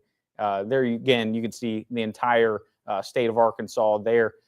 But as we take this back, you can see only a few SWEPCO, only a few Ozarks Electric Cooperative in the grand scheme of things. The majority of the customers there, Carroll Electric Cooperative, with a majority of customers there experiencing some of those outages, which we've seen all the hail and all the tree damage reports. So it definitely makes sense, as we're kind of talking through it, that those are the two areas with the most power outages that we've seen. I know we were trying to get a look at that Arkansas Children's. Yeah, I've got it brought up. If you want to bring up, let's bring up weather 1 full.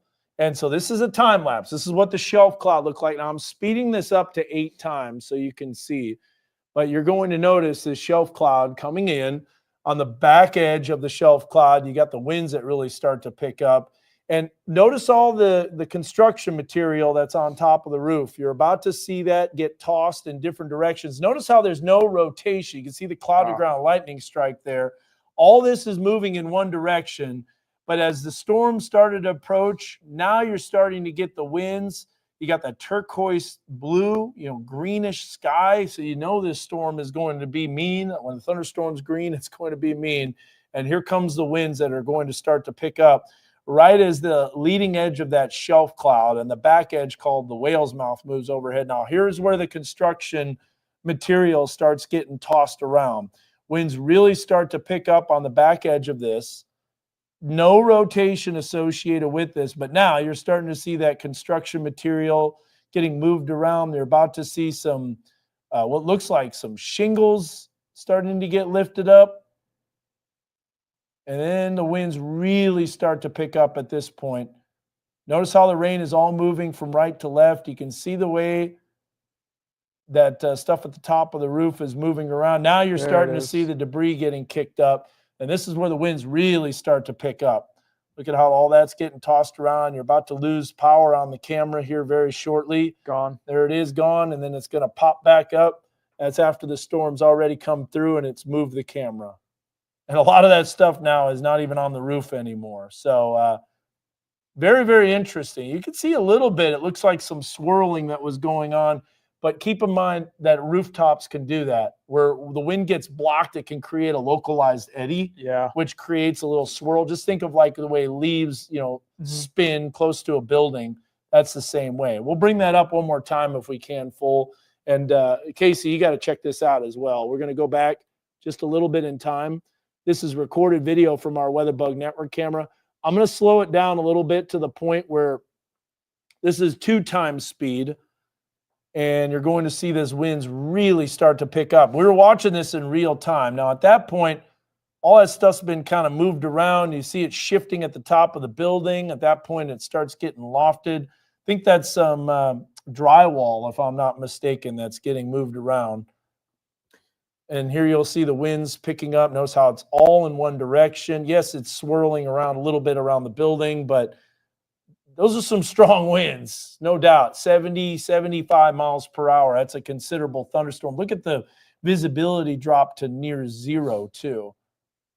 And at that point, the wind just takes the power out and starts knocking that out. So that was what we were seeing in real time, Zach, and knew that storm was pretty significant. There's the camera going out. So combination of the hail and the wind and all the lightning will cause a lot of outages. And Casey was talking about it. We lost power to some cameras, but they're coming back online. Yeah.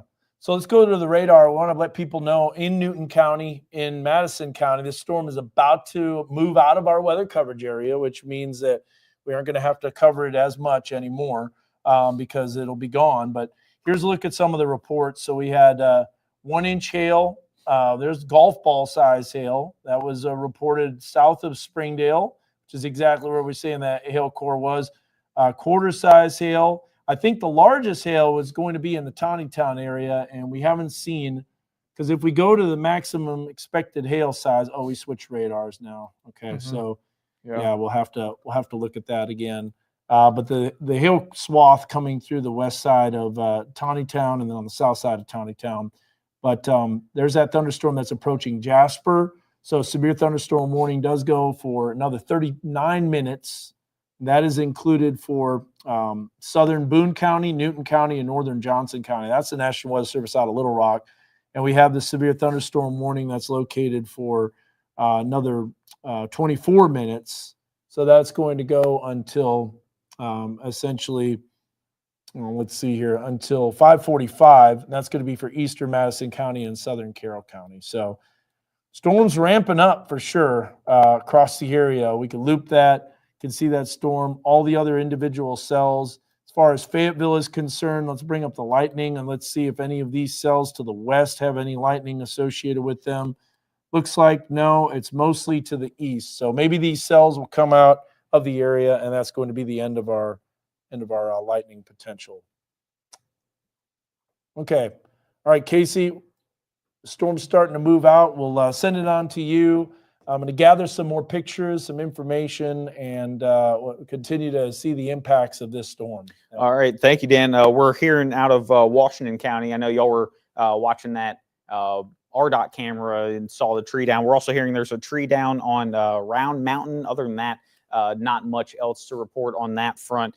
I know a lot of people curious about Arkansas softball as well. As of 30 minutes ago, their account tweeted, posted on X, kind of a time lapse of some of those storms rolling in and just covering over Bogle Park. They said this is the current situation. We don't have an update just yet. That weather obviously putting a damper on kind of the party that's been going on at Bogle Park for the past few days. And so we're kind of continuing to monitor that situation as well. Power outages, those haven't updated necessarily on the website just yet. And we'll obviously continue to keep track of all this as you continue to send us some of your photos and videos that we've seen. Obviously, there's some pretty sizable hail over there around the Johnson area at about 4:30. East Springdale, you can see just the piles and piles of some of that hail right there as well.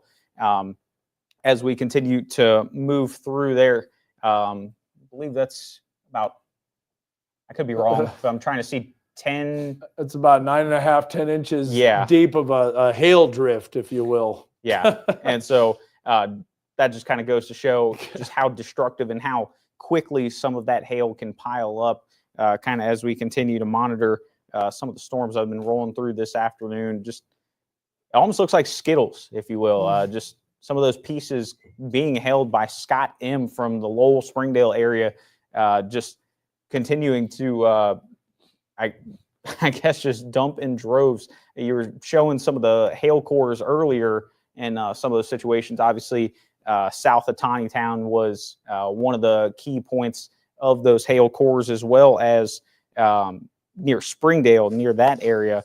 And so, again, we're kind of keeping up with some of our officials around the area. As we mentioned just a second ago, there's a tree down on Round Mountain.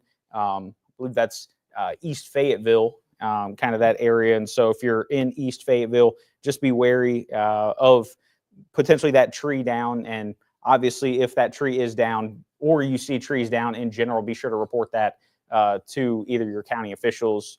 And so obviously, as we continue to maneuver this situation, one thing that's really been put a damper on Arkansas softball, and we're, it's been a party over at Bogle Park just between the walk-off the other day. Courtney Day was pretty much the talk of the town, being able to kind of help with that comeback. But Zach, what's kind of the latest scans that we're seeing, and what are kind of the current up-to-date information that we have on some of these storm tracks? Hey, Casey, yeah, thanks for all the pictures, and thank you for everybody who sent those in. It really helps us kind of pinpoint what the effects of these storms were, and we can prepare for the next events. But as of right now, the hail threat is going down to near nothing, but the winds are still going to be a factor for us. And if you take weather one, here's what we're dealing with. So we have a severe storm warning from now through 5:45 in the evening. Considerable tag. That means the winds are up to 70 miles per hour. Hail size 1 inch and a quarter. And the counties involved here are Carroll and Madison County. And pretty soon this storm is going to be moving out of the Madison County area and into the Newton County area. But you can see the track right there, Murray area around 5:29. So in about 5 minutes, Harrison will be impacted by these storms. We actually have a camera in Harrison. We could probably look at that and see what's going on. Belafonte 540, Olvie 546, Western Grove 550, Pindle around 5:56, and Ben Hur around 6 o'clock this evening. And hail is going down. The winds are still going to be a factor for us this evening, and hopefully those subside too. I do want to show you the big picture of what's happening across the area. So you're probably wondering, if you live in the River Valley, we had those severe storms last night. You're probably wondering, are we done with the storms? So as of right now, River Valley is quiet. In our far northern counties in southwest Missouri, we've got some rain in the Pineville area, Grove seeing some rain. Those storms are not severe right now. The only severe area is in our eastern fringes, and that storm, I think that's been downgraded to a general severe storm warning for our Boone and Newton County area, which is good news for us here because we do not want to see the considerable tags and the destructive tags, especially when they're going through highly populated areas, which this storm did. It was a destructive tag as it went through Washington County. And a lot of people were impacted by this storm. We have a lot of pictures of the hail sent in. As of right now, if you're wondering about the hail, we can zoom in and show you what's happening. Let me get rid of the lightning to make it a little bit easier to see. So as of right now, the hail is below severe levels. So that's good news for us. Base reflectivity shows heavy rain, frequent lightning with these storms, and we did have a TOR possible tag through 5:45. Now let's look at the storm relative velocity and see if we have any areas of concern. Not really. So that's good for us. Says storm motion from warning. We're not seeing any signs of rotation with these storms. Normalized rotation. Really nothing of concern, Dan. Yeah. Hey, Zach, we've got about 30 seconds left of our 5 o'clock newscast. We're going to stop our coverage. I just want to let people know, if we can bring up weather 2 real fast, that we do have a severe weather risk for tomorrow. It is a heightened severe weather risk and enhanced risk. We're going to talk about that on our live stream, but Casey, Zach, and I, we're going to stop our coverage. We're going to return you back to regularly scheduled programming, and we're going to be on knwa.com. So join us on there, and we'll be back again at 10 o'clock tonight. All right. See you back here.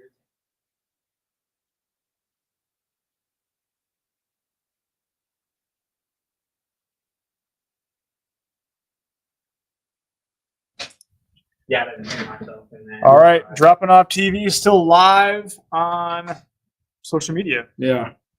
My goodness. Well, they dropped like a considerable time. Yeah, that's why we dropped off. We dropped off of television coverage. 1, the newscast is over. Number 2, it's NBC Nightly News. And 3, we're returning back to regularly scheduled programming because the storm is weakening. But we're still going to cover it for Newton County because our friends in Newton County, they want to know about it. But it's not as significant of a storm.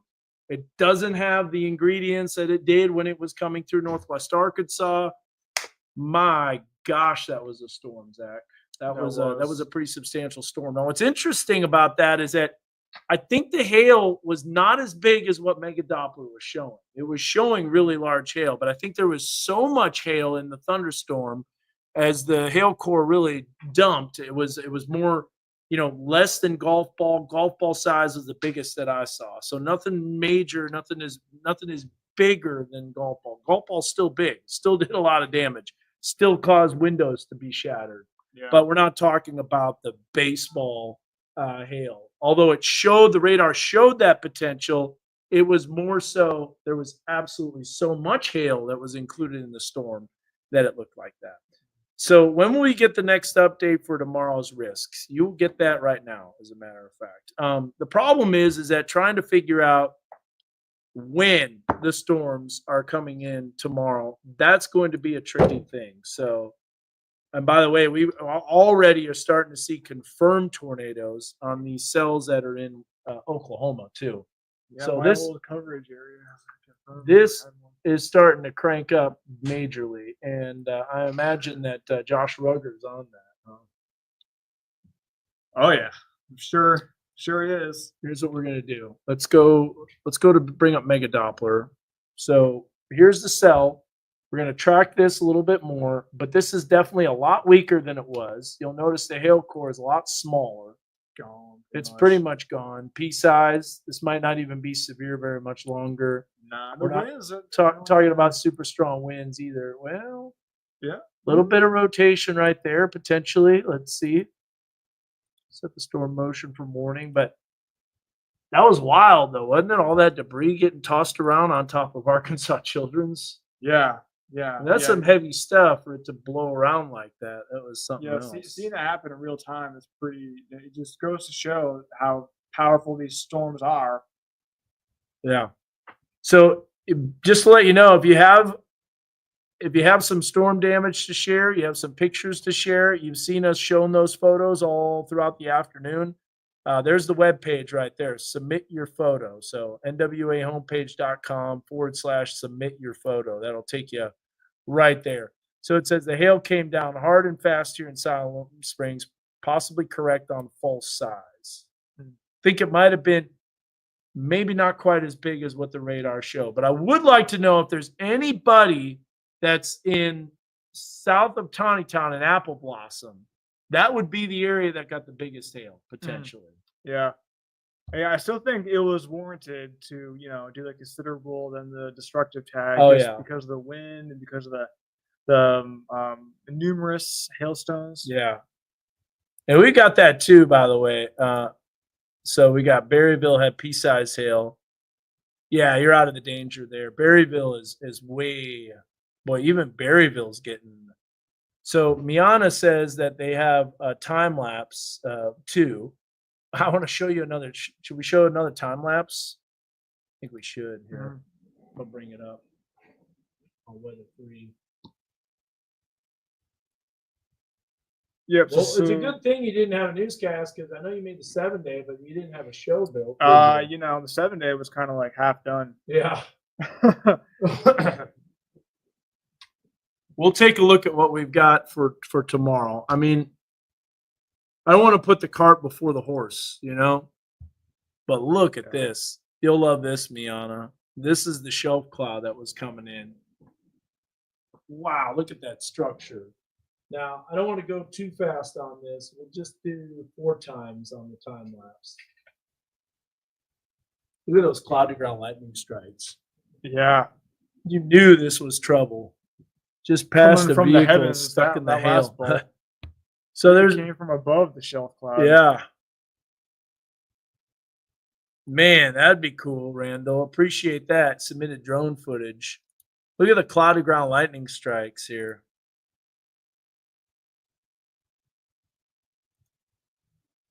This storm's done. Yeah. It's pretty much weakened.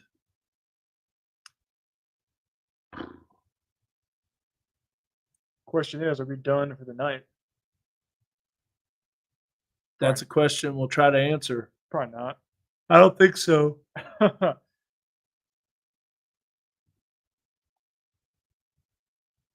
Man, models stink with Southwest flow. That's why I was saying, oh no, it's Southwest flow. And not only that, but they cannot pick up those subtle disturbances. In fact, Zach,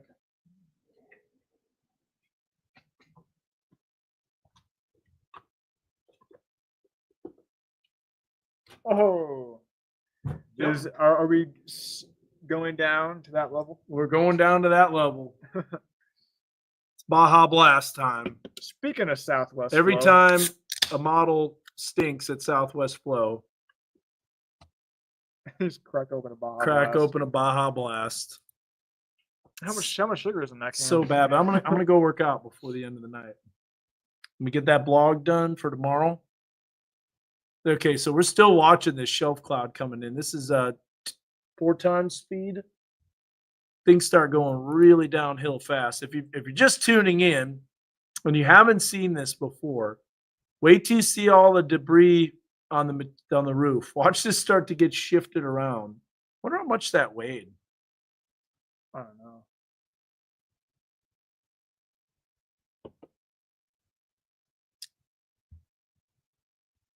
Will today's storms weaken tomorrow's storms? That I don't think so don't think because so either. they're so far in advance. Yeah. Did they ever issue a PDS watch? We've been so busy in this area. I don't know. Wow, look at that cloud ground lightning strike. We had straight line damage.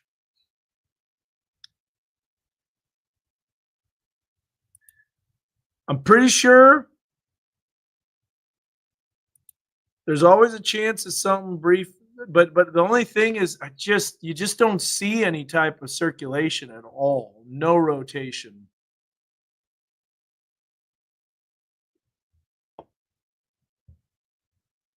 So you're going to see watch the winds pick up and they're all going in one direction.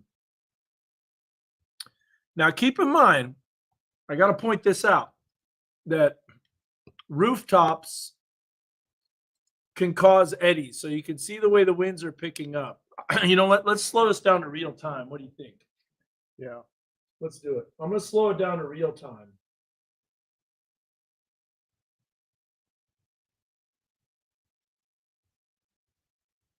All right, so be watching the stuff on top of the roof right here. All the wind, all the clouds, they're all going in one direction. They're all going from right to left. This is a raindrop. It looks like maybe something off in the distance, but it's just a raindrop. It could be very deceiving. Now you're going to see the wind start to pick up. Now keep in mind, if wind comes up and over this roof like this, it can create a little bit of an eddy, which can cause this stuff at the top of the building to spin or to swirl a little bit.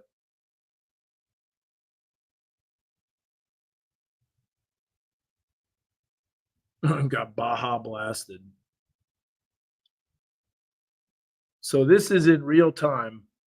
This is what we were seeing. Now, is this a wall cloud? Is that a potential tornado right here?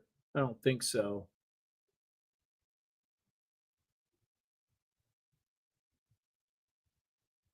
Because you would see this back edge right here wrapping around really fast, and you don't. You just see it moving all in one direction. So here comes the winds. A lot of lightning. There, see it starting to move? Look at those pieces moving around. Look at that one spinning around and flipping around. But keep in mind, the wind can basically get diverted around this and can cause a little bit of an eddy. So here comes some more wind.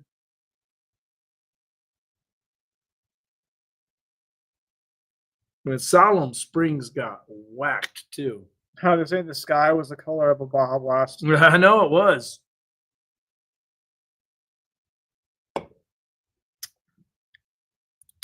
That's why we call it a Baja Blast. Oh, car Oh, damage. no. The hail put minor dents on my car. Sorry about that.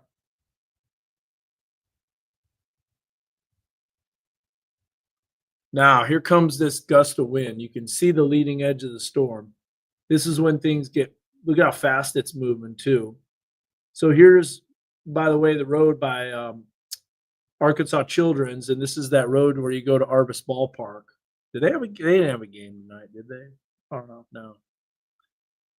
Oh, there you go. More stuff getting tossed around. Look at how it's moving around in different directions. But if it was a tornado, you would see rotating rain curtains. And we're just not seeing that. Now, maybe there was something else in another area, but I don't think so. Look at the way the rain curtains are hitting the side of the building. And see, you can see that little eddy that it creates right here. Very heavy rain. We'll go back to the radar, but it's kind of dying out.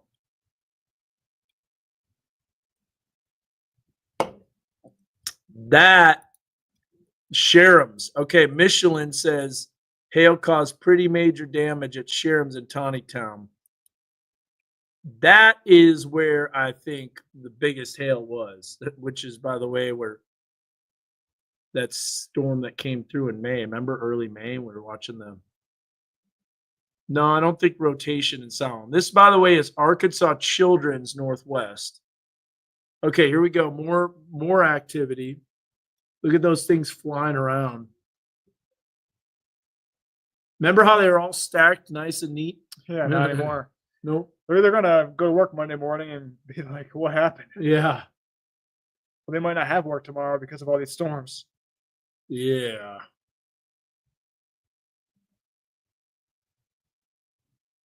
Right about now, the wind really picks up. Look at that. You can see the horizontal rain curtains on the side of the building.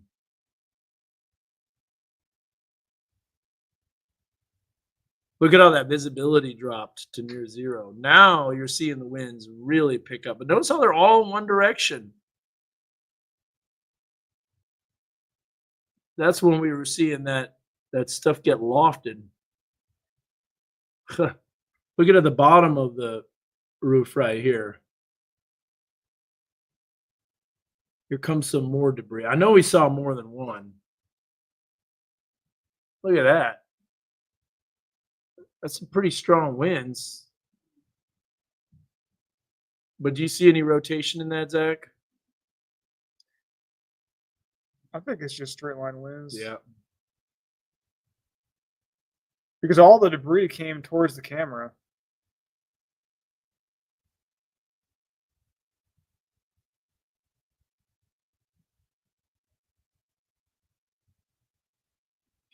Man. You knew that was pretty bad when we were seeing that. I was like, holy cow, you can't even see the road anymore. That's what you Yeah. call some really heavy rain. Imagine driving in that. Yeah. Car would be like pushed off the road.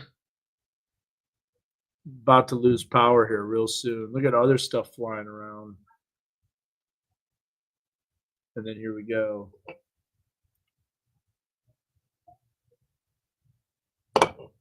I thought that hail core was there. That's where the camera went There out. it is. It's so quiet now. Glad I it came know. back on. Thought we lost it for a second. So that was Courtney, the I thought that hail core was going to move right through Fayetteville, but it continued eastward. So, no, it's not even Courtney. Nope. But, just want to let you guys know that we talked about their 9:30 and 10:30 clock shows. If we are doing wall to wall, they know we can then say that Little Rock also has a backup show for the second half. Okay. So in case of emergency, if we do wall to wall, we have to let Little Rock know immediately so they put on their backup show. Okay. So But we have to know immediately now? no, I meant like Okay. before Okay. 9:30 or 10:30. Do you know if we're predicted to have stuff from that? Possibly, but I don't know for sure. Well, they're prepared. They're Okay. preparing. I don't think so, but it's possible. It's possible. Okay. Yeah, the way that everything's going nuts around here. Good job, hey guys. We're gonna go take our breaks. And Okay, yeah. Do we need to be on standby before our later? potentially. Yeah. I haven't really even looked yet. Yeah. Honestly, the way this pattern is, storms can pop up at any time. That's just the way it is. But right now, you're good. Good to go. I think you'll be good. Yeah, I'll give you a Yep. call if need be. Thank you. Appreciate you guys. Just give, send us a group text so we both know who show up. All right. I think softball is going to be good. I think this is the last bit of the thunderstorm activity. No more change-ups, no more curveballs from nature. Yeah. I will say it's not as clear and beautiful in a clear sky as it was before these storms. That's what it looks like right now. But when we look at Mega Doppler, no thunderstorm activity. That's to the southwest of Fayetteville. Yeah, some little showers that are popping up. And the problem is that this type of environment can cause those showers to develop and form storms. So, but right now, all is good. Let's check out what's going on out west. Switching the radar. It's time.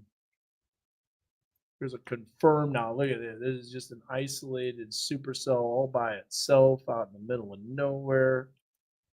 Set the storm motion from the warning. There's your rotation right there. Very impressive. I bet you Doug's on that. Let's see. Wow, look at that baseball hail. Reports of a tornado south of Higgins. Let's go to Custom Spotter Network locations. There they are. James Hilger, Josh Myers, Josh Rugger, not quite far west enough. Bet you James is on it. Should we see? Bet you he's streaming, huh? Let's see. So Zach, I know a lot of people were wondering what's going on tomorrow. Should we look? Yeah, let's do that. Okay. I'm kind of interested about Larissa today. Yeah. I want to bring up James Hilger. Oh, nice. Look Oh, how at about that. this? Look at that. Check this out. Sorry, I'm pushing you out of the way, Zach. Because you got to see this. Tornado. That's not for us. Not for us. This is western Oklahoma. So this is by Arnett, Oklahoma. Whoa.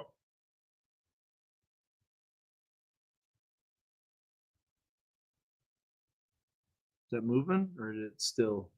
Look, it's No, moving. I know it's moving. See the grass. Oh, look at that. There's a tornado. Live storm spotter streaming video in Oklahoma. So this is this storm right here. Arnett. Way out in the middle of nowhere. Super isolated cell. Just to show you, this is Tulsa. So it's like basically way west of us. Way west of us. Let's go back to that. Oh, look at that. That is cool. That's a beautiful supercell.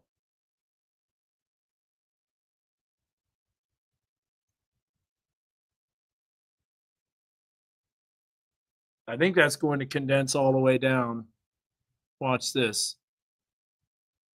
Now, this is a true funnel, guys. You see how, like, sometimes things look like funnels and they're not? See how it's like got a real smooth edge on each side? Real smooth. That shows you that it's rotating. And if you zoom in on that, you would see the visible rotation. But this is underneath the updraft of the thunderstorm. Think he might be zooming in on it right now. He says, tornado looking a little shy to come down, says Miana.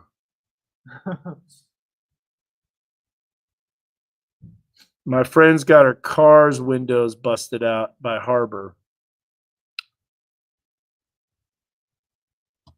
Nice. Denton Sachs says critical angle 90 degrees. Denton, pop up your photograph. Let's see it. Share that. Share that 89-degree critical angle photograph.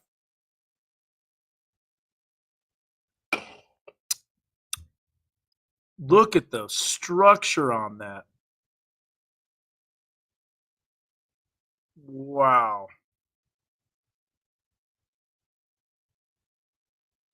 Yeah, that's looking west, I imagine. This is in, yep, it's on the ground. See the debris getting kicked up? Oh, yeah. We have significant damage at Wildcat Creek and Harmon Road in Tawnytown.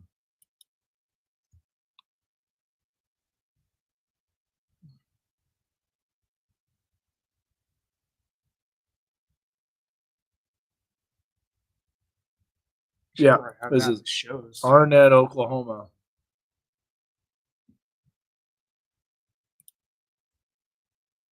How's Yuma looking? This is Arnett, Oklahoma. So if you want to know where that is, I'll show you.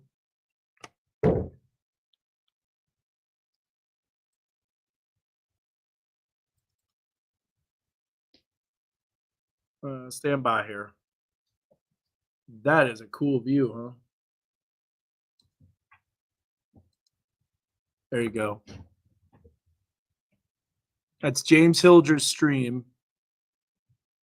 Wow, look at the hail size. Oh my gosh. There's the confirmed in real time. Den, bring up that critical angle so we can see it. I believe it. I knew Tawny Town was getting blasted. Oh, nice.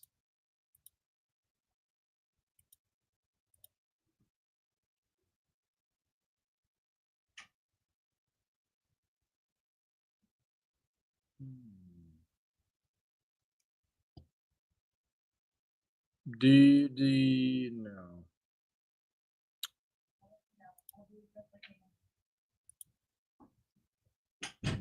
Josh Rugger is there. He's not quite there though. Look, Josh Rugger's right here, so he's still a ways away, but I think he's traveling westbound. So he's a little far away, but he's getting to see it.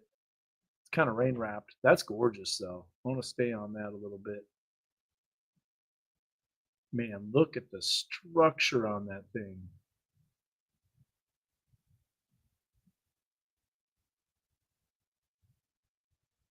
Teacup size. There's 3.5. What a supercell. Look at that needle coming down.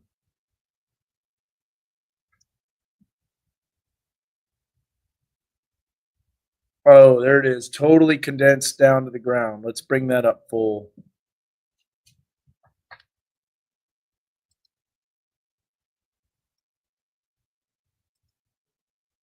Oh, that's cool.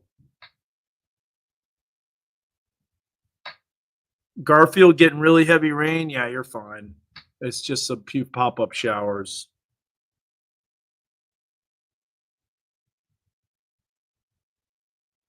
Yep.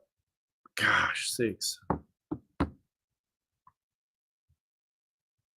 Yeah, this tornado is out in the middle of nowhere. Oh, look at the clear slot coming in. So this right here is known as the clear slot. So what's happening here, I'll show you. I'll be able to draw on this. Let's see, maybe. So you got warm, moist. Nope. This here.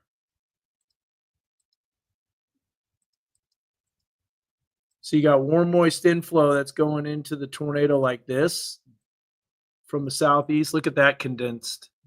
And then you're seeing the RFD, which is the clear slot.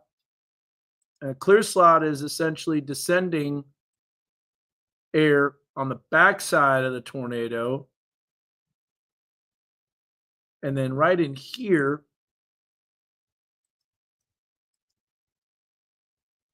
is your clear slot. And you can see the way that that's nudging in. And so when that spins up, there's your tornado. This is in Arnett, Oklahoma. This is not in Northwest Arkansas. This is in extreme western Oklahoma. A high-based, photogenic supercell thunderstorm right here. There's Shattuck, Oklahoma, where my wife was born. You got Stillwater over here. So that shows you how far away it is. It's not even anywhere close. So don't worry about it. It's not going to be close to us, but we're just going to enjoy this supercell. Denton, let me know when you're ready to bring up that that critical angle.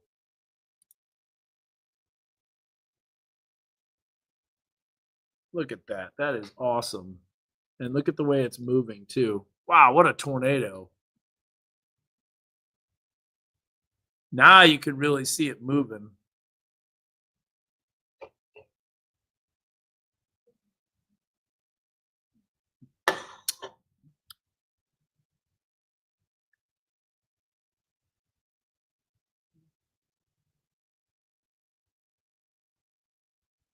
I guess he doesn't want to zoom in.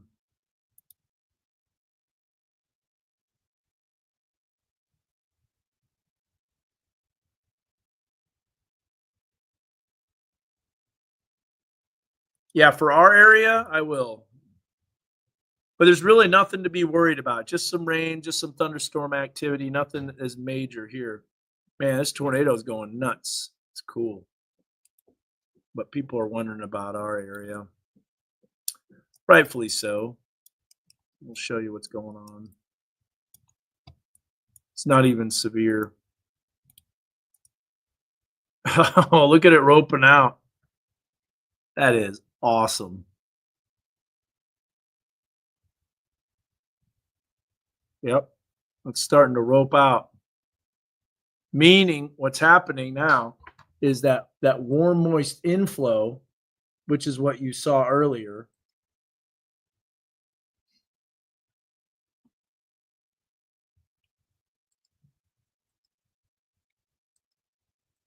so what's happening now is that warm, moist inflow is getting pulled into, so the clear slot now has come down and has started to choke off the warm, moist inflow. So your warm, moist inflow is essentially right in here, but now it's not wrapping into the tornado as much anymore like it was. What do I want to do? Wow, What? it's gone. There it is. It's gone. Lifted. It's still on the ground. You can still see some dirt and debris and stuff getting kicked up. But now what's going to happen most likely is this storm's going to cycle and a new mesocyclone is going to form to the southeast. And I bet you it's going to be another lowering to the southeast. That is out in the middle of nowhere. That's pretty cool. All right, back to our area. We'll show you. Here's the thunderstorms for our area. Nothing major, just some rain, some lightning, no hail associated with this activity. In fact, there's not even any, according to this, there's not even any, there's a few lightning strikes, nothing super major. That's all lifting, by the way, to the northeast. So Bella Vista is getting some rain and thunderstorm activity. This storm was severe. It still is severe, but it's only marginal severe. You have some other rain and thunderstorm activity. Nothing else that's really popping up that's providing any lightning for our area. I guess Colby Ward got close to it and then it died. Is he in there? Yeah, Colby's back here.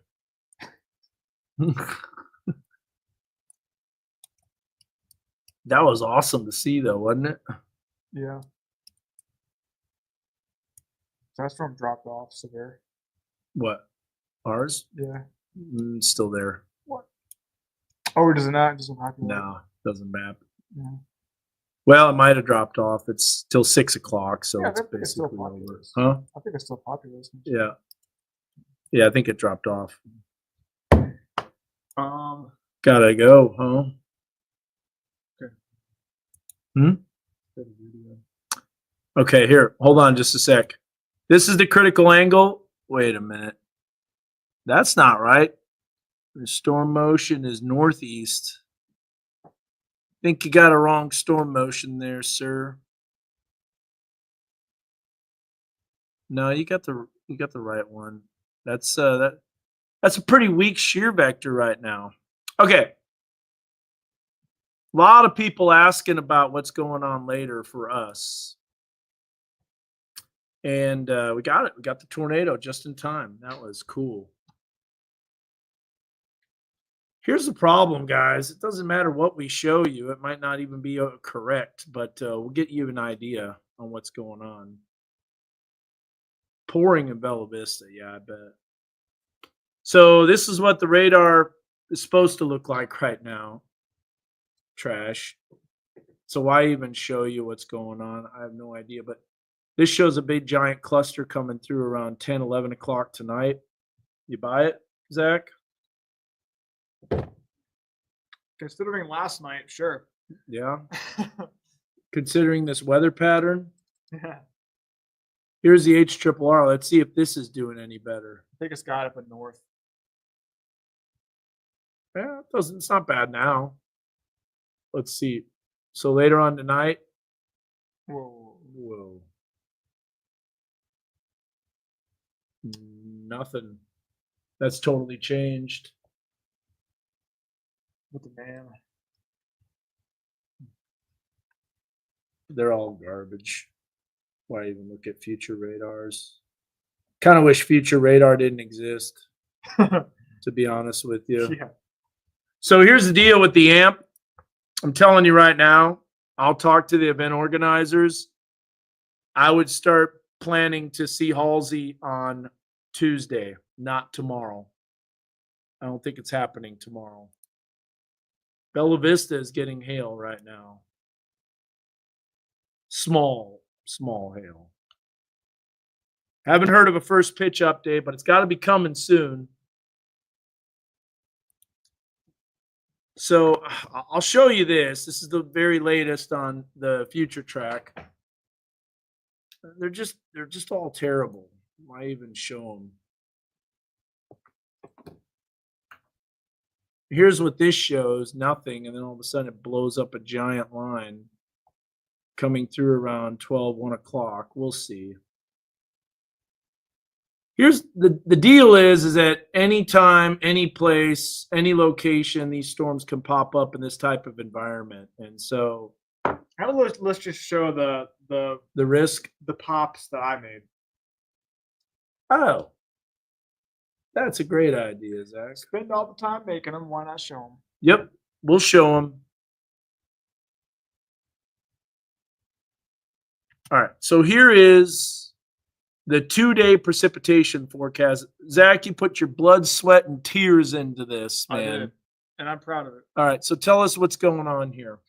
Well, we could probably drop off that 60% for at least the next couple hours. Yeah. But so this evening, I do think mid to late evening, early tonight. So when I say that, I mean 9 to 2 a.m. I think there will be a chance for some storms, and then I think we should see them drop off late tonight, 3, 4 a.m., and then I think there should be a break tomorrow morning. But can't rule out a stray shower or maybe even an isolated severe storm tomorrow morning. Sometimes that's what happens on big severe weather days. You get an isolated severe storm in the morning hours, and that gives you a good indication of the atmospheric dynamics. Because if you get severe storms and the instability is pretty weak, when the instability cranks up and those dynamics are still in place, it's going to be a pretty bad day for you. And I do think that the storms will fire up tomorrow late afternoon, evening, and that's the best chance for severe weather. And then we should drop off beyond that. Tuesday morning, daybreak, I think we should be dry. Yeah, so Tuesday is going to be a better day. That's why I think the Halsey concert is going to be Tuesday. I really think it's risking it majorly for doing it on, doing it on Monday. Monday is just not a good idea. I'd be shocked if they did it. Have all those people out there? Yeah, I don't think so. It's going to be a danger to the area. That would be horrible if they had that. I think we're starting to see another tornado develop. Holy smokes, yes we are. Not for us. Not for us. Nope. Bring this up because I think it's another tornado, isn't it? Oh yeah, you can see the clear slot and everything. Yep. Bringing it up here in 5, 4, 3, 2, 1. There it is. Oh, clear slot, collar cloud, you name it. This is, by the way, in Arnett, Oklahoma. It is not here. Looks like Josh Rugger's on it now. Look at that. So those low-level winds are going to increase more and more over time. So now what's happening is we're driving west, looking at the tornado that's crossing from left to right. Now you're seeing the clear slot really well. What's going on here? Go back to that. Stand by. I accidentally hit something. Look at that. Isolated storms. Golly, is this slow? Okay, there we go. Time to do some more drawing on here. So now, oh, look at that. That is cool. Whoops, you got warm, moist inflow that's coming this way from the southeast. So there's your warm, moist inflow. Then you've got at the same time that RFD in the clear slot that's developing on the backside. That's why there's that clearing. See how there's that clearing? So that is known as the clear slot, the RFD, the rear flank downdraft, and your rotation is right in here. There's your tornado. But the problem is that the wind shear is rather weak. So it ramps up, it produces a tornado, but then it kind of falls apart. And the reason it does that is because the wind shear is weak. So the outflow is undercutting it and cutting it off quickly, but still cool. Look at that funnel. That's off in the distance. Tomorrow is a hunker down day. Tomorrow definitely is a hunker down day. I mean, look at what's happening out west. The environment will be even more conducive because we have more energy coming in. Fort Smith is quiet right now, but there will be additional storms popping up. Now he's got to turn. So while he's turning, we'll get back to our location and our radar and stuff. So Zach, I wonder if the fuel is starting to refuel again. Probably. All right. So this is what's happening right now with our area currently. No severe weather, no severe storms. And you're going to notice here, all that activity is starting to move out. So I think some softball is going to be good, but unfortunately there are some additional cells that are popping up. Look at how that moisture just refuels again, Zach. It's all poised to move in. Now, if there's anywhere that sees thunderstorms, it's going to most likely be the river valley.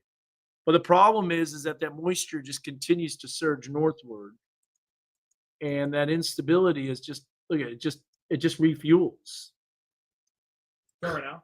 Yeah. Watch it lifting back to the north. See that? That's worse than it was yesterday. What? The instability. Instability, yeah. And we had those considerable storms last night. And so, with all that being said, let's look at that Baja Blast energy, that water vapor showing the storm activity. So all these little short waves that are embedded in this southwest flow. Look at what's popping up over North Texas. You can see that thunderstorm development. Let that load up. There's the short waves. There's the energy swinging in. There's the upper low. Look at that explosive supercell development. So that's why that cell is cranking up. The tornadic conditions will just continue to increase later on tonight.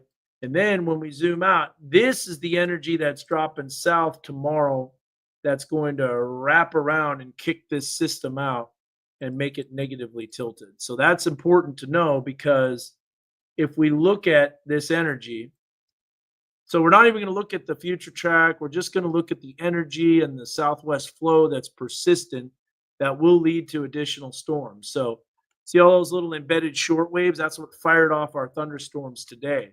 And models, they're basically terrible at predicting when thunderstorms will happen. Notice where that energy is coming from too. It's coming from Baja. That's why it's a Baja Blast. See that energy swinging in? Look at how it's focused more over our area tomorrow. So there's just going to be, at time, rounds and rounds and rounds of storms. And I see people saying there was a tornado in Siloam. I didn't see it. I really didn't. Now maybe there was a brief tornado that touched down. It looked like an elevated storm. There looked like there was a shelf cloud to it. There may have been a brief tornado that touched down. I haven't seen it. Everything I saw was moving in one direction. All the winds that I saw were moving in one direction. Let's see. We've got our WeatherBug Network camera from Siloam.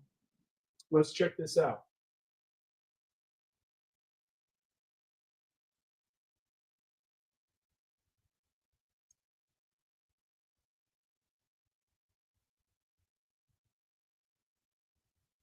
See, typically when you get a shelf cloud like this, not all wind damage is tornadic. But I'm going to bring this up real fast. There's all that energy flinging out, by the way, and then that becomes negative tilt, massive negatively tilted trough.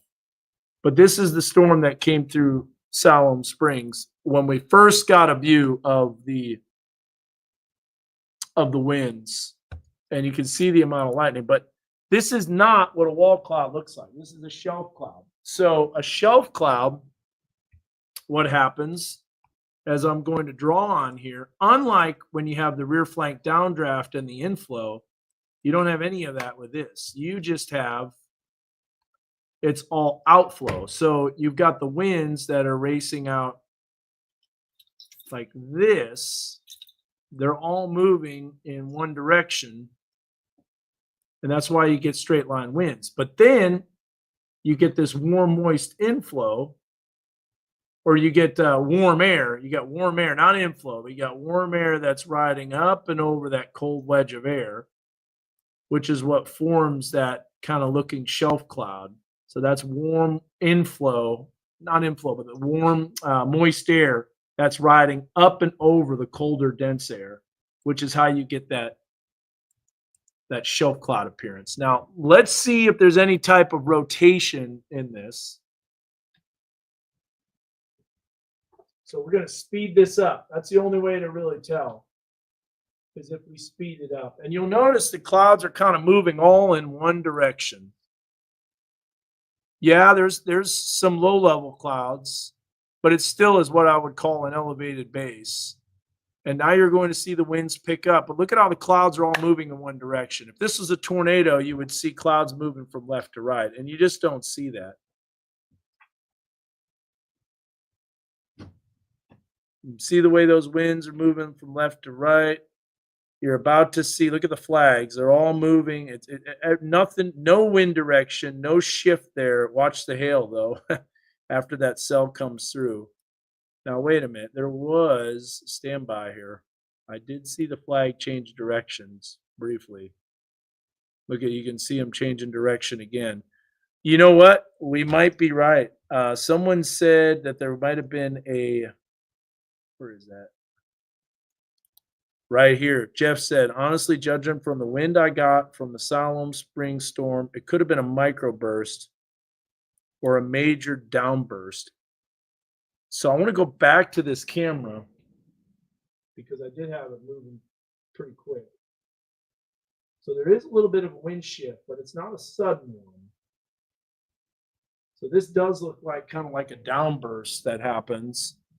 So the winds are spreading out as the storm collapses. The winds are moving from west to east. And then you're going to all of a sudden see, after the storm comes through on the back edge, the winds move from east to or west as the flag changes directions. But it's not a sudden change, not like what you saw. Oh yeah, definitely power outage.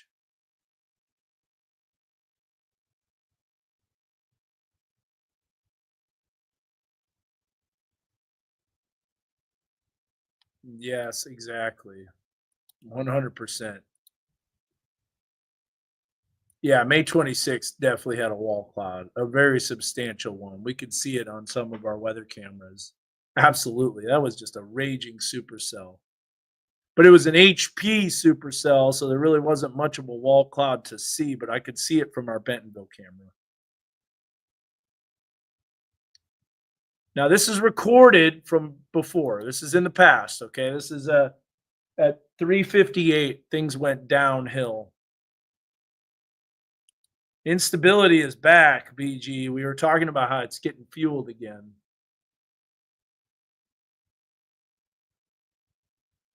No, tomorrow is the day of concern. Tuesday is not a concern anymore. The systems come through a lot faster. So Monday, tomorrow afternoon, evening is a concern. We'll get to that here, and I'll show you.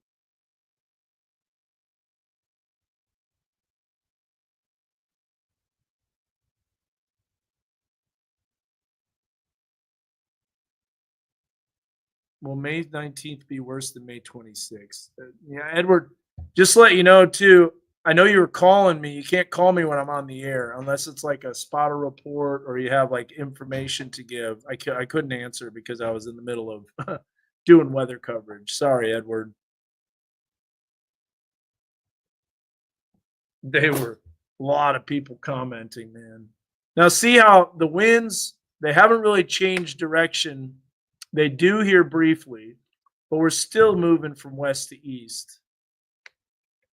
So if it was a tornado, you would see a rapid, sudden, immediate change direction of winds. I don't think it was a tornado that came through Salon. I think it's straight line winds. No, unless you have evidence. Someone said this, rope tornado, this is a Spotter Network report at 427. Rope tornado on the ground, 1/2 mile south of Cave Springs.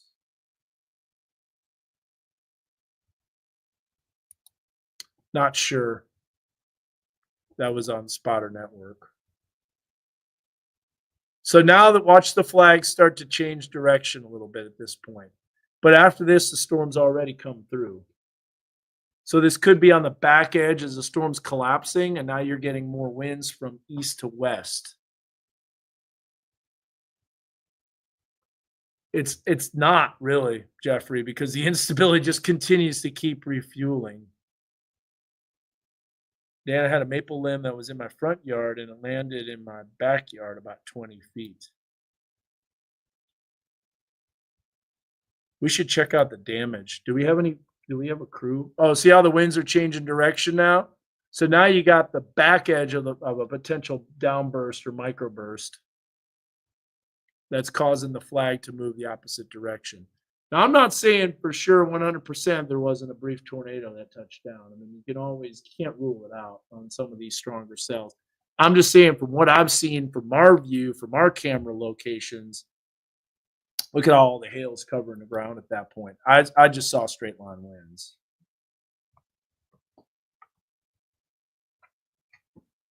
Man, there is not. You're basically seeing the meteorology school here in Northwest Arkansas as our live streams. What do you think, Zach? Oh, yeah. So tonight is looking questionable what happens. Let's go back to the radar for us. So big booms in our area. These are not severe. Yes, there's some lightning. The atmosphere is angry, man.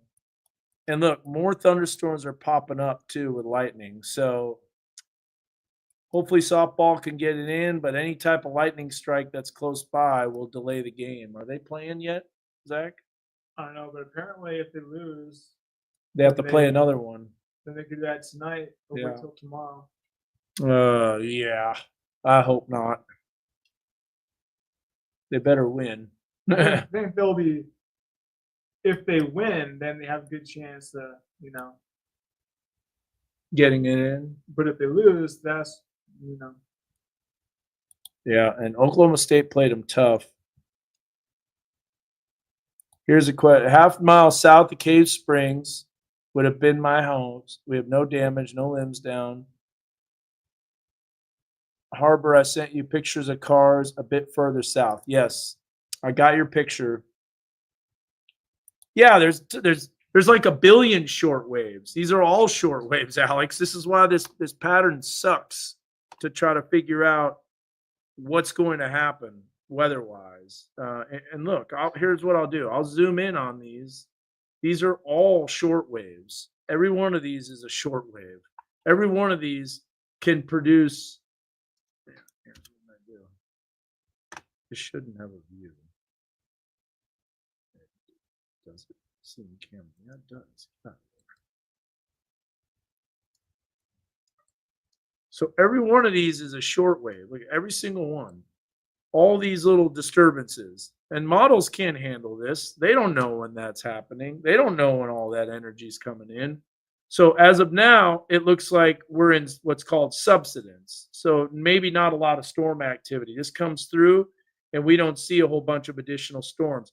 But this right here, this energy that's coming in, that could spark off additional storms in the morning. I personally think there will be a round of severe storms in the morning tomorrow, which could play a role in the severity of the storms in the afternoon. But if this comes through, it storms and then there's a capping inversion and it's like, who knows what's going on, because there's so much energy. And it probably will be a messy convective mode, to be honest with you. It's going to be a messy convective mode, but look at how that energy just just slingshots through. Here's a look at the jet stream. And the jet stream, you're going to see what's called a negatively tilted trough. So just about like when softball, fast pitch, they sling their arm around. I've said this before, but we go to this and you're going to see here's that energy that's swinging through. This is the trough. It's currently negative, or it's currently positive tilt.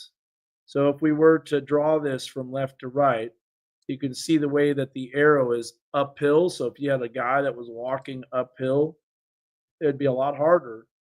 And then when it goes negative tilt, so now we draw the trough axis at this point. Go back a little bit in time here. Now look, now we draw the trough axis. We split it down the middle. Of course, you got to do the 500 millibar trough, but essentially what you're seeing here is someone that's going downhill. So all that energy is fleeing out. But why does negative tilts, why do they produce such significant severe weather? Well, it has to do a lot with this wind flow. See the way the winds are going south to north, and then they're going west to east. There is a tremendous void in the atmosphere of air, which has to be brought up from beneath. So that's why the rising motion is so extreme, which means thunderstorms could pop up at any time. So that's why when we look at future radar, number one, it's not going to detect all those little pieces of energy. It's not going to get it perfect. And if we're looking at that to rely on what timing the storms are, you can forget about it. It's not going to be correct. So here's a look at what's happening right now, apparently. And notice how it's got some storms, but then they kind of lift north and they don't really impact us. So this is totally different, isn't it, Zach? Yeah, it's different. But regardless, look at the energy slinging in. You know thunderstorms are going to pop up. Those are going to be pretty intense during the early to mid-afternoon. And then you got additional supercells that are developing out west. Those will be moving in. Depending on how much storm activity we've seen during the day will determine what these storms will be like in the evening. This is just a cluster of storms, probably not as tornadic. Then there's another, nope, that's it. So there's no other waves coming through. So if we are to look at the risk, there is a very large enhanced risk, probably one of the largest enhanced risks over our area that I've seen in a while, Zach. It's kind of wild that our entire weather coverage area is essentially under an enhanced risk. Usually it's just kind of like a little bit. But if you look, this is, and it looks like they changed it too, didn't they? They've adjusted it again. Look at that. It goes all the way up to Kansas City, all the way up to northwest Missouri, all the way south to Dallas. And if we look at the tornado threat, here's the tornado threat. Look at that. Tons of energy. And then you look at the wind and the hail, and it's just all there. Everything's there. But it's only if those isolated supercells really crank up. It is very non-common to see the dry line mix this far east, but how far east does it really make it? Now, here's the thing. I'll tell you this firsthand, Zach, and you might not know about this, but when the dry line catches up with the cold front, that's the end of the tornado potential, unless you get QLCS tornadoes. But supercell tornadoes, you don't typically get them when the cold front catches up with the dry, because then you get more linear activity, which means the storms don't have the engine to make as large a hail. They don't have the engine to create big, strong tornadoes. So you can still get weak tornadoes. You can still get storms, but once a cold front catches up with the dry line, forget about it. That's what it might be saying is the second round of storms later on in the evening. But a lot of people are asking about the fuel. I know it's a large enhanced, which means that there's room for a moderate to be issued. I think there will be a moderate. I think it will be over us, honestly. But it just depends on the storm mode, the convective mode. I mean, Edward, here's the deal, man. You should be fearful of an EF2. You should be fearful of an EF1. You know, you just not necessarily fearful. That's maybe not the best word, but you need to respect EF1 tornadoes. They're still strong. I mean, they're not categorized as strong. They're still weak according to the category, but they can do a lot of damage.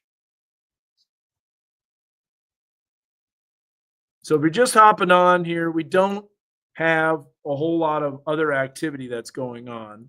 We have these storms that are moving out. Decatur area in the morning, there could be some storms in the morning. Here's a look at the fuel, though, that's being built in by this thunderstorm. So here's the deal. We're going to go another 3 minutes, and I'm going to shut down this live because I know, Zach, you got to, number one, build your shows. Good to watch. Yeah. Got to do the radio, but see how that fuel is building back in. Right now it's capped. There's no energy because we have subsidence behind the storm. But man, that was an interesting afternoon. Yeah, I didn't think those storms were. I kind of had an idea that those daybreak storms would happen, Yeah. but those mid-afternoon storms, no model had them. Nope. No model. That just shows that tomorrow, even tonight, could bring surprises. It could. I think tomorrow you really need to be weather aware. Yeah, have multiple ways to receive warnings. We got stronger wind shear.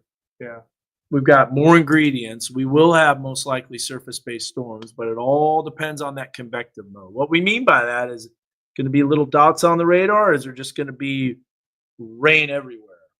Because if it's just convective in all areas, then you won't have as strong of a storm. yeah. Trying to think of you have a good analogy for that? I can't really think of one. Supercells versus like multi-cell. Kind of like shotgun opposed to a sniper rifle. Oh yeah. Yeah. Yeah, that's a good example. So a shotgun, you have a spread, you know, a shot spread. So it's like you have a better chance of getting storms over a large area But the little shotgun BB is not as No. impactful as as a rifle. 50 caliber sniper. Uh-huh. And it doesn't cut through the air as easily either. Yeah, Sniper rifle, man, that knifes through the air. So you Yeah. have more of an impact in a localized area, and Yeah. it can utilize all that energy. I know. I bet you a flood watch gets issued, honestly. I bet you by tomorrow morning there'll be Oh, a yeah. flood watch. yeah. We had a flood advisory this morning. Yep. I mean, we had heavy rain across the area. Someone's asking how much rain. They keep asking that. From 3 to 5. I'll load it up already. Well, in total, probably from these storms tomorrow. Ooh, that's a good question. Do you recommend getting a hotel room for tonight or tomorrow night? I would say tomorrow night. I don't think tonight. One big supercell is worse. Absolutely. Here's a look at the rain totals, and look, you can really see where those major cores went. There's the supercell that went across Springdale. There's Fayetteville. It's like 2.5 inches. Look at that by Bella Vista. This was from this morning. I know that, all that thunderstorm activity. Yeah. No, there you go. There's a good analogy. Throwing a rock in water versus throwing a handful of small rocks in the water. Yeah, that's good. All right, guys. Well, I'll tell you what. We're going to wrap it up here. I don't think we're going to see any additional storms. We'll leave you with this. Here's a look at the radar. Yes, there are some storms northeastern Benton County, Boone County, Carroll County. Not any thunderstorm activity in Fayetteville. Softball should be getting going. Just saw lightning in Bentonville. That's because there's storms to the northeast. That was a while ago. But we'll see what happens. Yeah. But Zach's going to have the latest. We're going to kind of look at some more details, look at some finer scale details, look at some parameters, all that stuff. And first pitch at 7:15. Might finish up this blog and go to that. Yeah. Yeah. Should we see what they're streaming real quick about the tornado before we let you go? Love to see another tornado. No, I guess it died. Cell got close to Colby Ward. Oh no, it didn't die at all. She's a cranking up. Whoa, 5-inch hail. My goodness, this cell is going nuts. Look at this. That's 5-inch hail. I bet you this cell looks so good. Very elevated.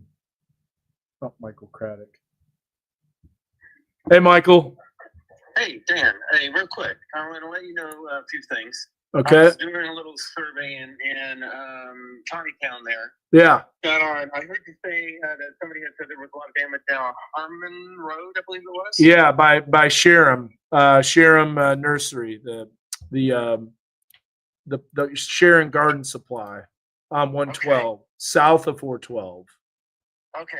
Well, I went down that road, and there are a lot of huge trees that are laying east, and they're all laying east. They're all laying east. Yep, it looks like it's Yes. definitely straight line winds to me. I mean, everything I saw with the radar, with the time lapse, no rotation. Yeah. But there was a report from Spotter Network saying a rope tornado was on the ground a half a mile south of Cave Springs. I've got someone that lives a half mile south of Cave Springs. They said nothing was there. Do you believe that? You were on it. You were watching the cell. Was there any? It looked like a giant shelf cloud with outflow dominant and all that stuff to me. Yeah, as it came into, I was in Siloam when the storm came through. Yeah. So as I saw it come through, I didn't see anything on the front or anything like that that would have caused that. Yeah, it was a shelf cloud. Yeah. That's what, Now, one thing I did notice, I'm going towards Siloam again, and I passed where that chicken house was destroyed, basically, and it was all over the highway on 412. yeah. The interesting part about that is that the chicken house is on the north side of the highway. The debris is on the across the highway to the south. Well, that makes sense because the debris the storm was kind of moving from northwest to southeast at that time. Okay. So that would be a north to south wind. So, but anything that's from south to north, that's a little more suspicious. Yeah, and just so it's know, also they're closing down part of the highway right there, so they can clean up the debris. They're working on it right now. Okay, sounds good. Hey, thank you for the reports, man. Appreciate it. I Sure, was no problem. we're still streaming our coverage, talking about Okay. tomorrow. Are you gearing up for tomorrow? Are you going to be ready? Can you give me a time frame? I'm sorry, I haven't been looking. I've been on a It- road it would- rally all week. It would be later afternoon into the evening. Yes, so- I should be able to handle that. Hopefully not in the morning, but there's a potential that maybe some morning stuff happens. Okay, I'll keep my eye out, definitely. Hey, Harmon Road in Tawnytown really got hammered because we got another report from Barbara Smith said damage to our house and outside areas from hail and wind. We live off Harmon Road in Tawnytown. Mm-hmm. Yeah, but I saw multiple trees all in that area that were laid down. I mean, big ones. We're talking large, very large trees. But so far, the hail report, the largest I've seen was golf balls. That's probably what I saw. As a matter of fact, I spoke to somebody at the Pilot gas station there, right by the interstate, in Tawnytown, Uh-huh. or Springdale. And his truck got hammered pretty good. And I went over and picked up a hailstone. And that, the storm had gone by probably at least, it was 45 minutes later or so. And I picked the hailstone, and it was still in my hand, bigger than a quarter. Yeah. Okay. Bigger So- than a quarter. and his So, truck, and his truck got damaged pretty good yeah. with hail. Okay. So I imagine there's a lot of vehicles that are going to get claims on this one. Yeah. Unfortunately. Vehicles, roof, you name it. Yeah. All right. Well, we'll talk to you later. All right. Appreciate you. it. Thank you. Uh-huh. All right. All right. Thanks, guys. All right. Bye. Bye-bye. All right. Here's what I'll do. I'm going to end it this way. A lot of people wondering about timing. We got Zach's timing on here. It's always about timing, isn't it, Zach? So timing is the king. Yep, because that's what people plan for their day. So let's show you here.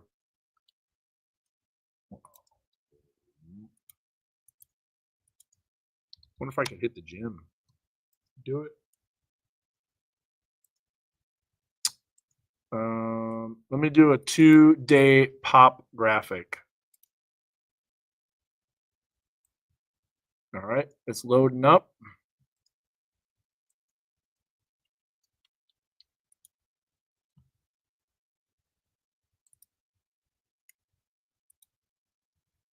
Here it is. This is the timing on what you can expect. So storms are starting to die out and weaken. Goshen has a lot of trees and debris in the road. I think the concert is going to be canceled tomorrow and moved to Tuesday. So just pushed it back one day. I do believe that is a wise decision. Okay, guys, I got to run. We got a lot of stuff we got to do. Zach's got a lot of things we got to do. We can't do it while we're in the middle of this weathercat or this live stream, but large uprooted trees, windows blown out, trees snapped in half, housing damage, barns destroyed, all that area. Harmon and Wildcat Boulevard.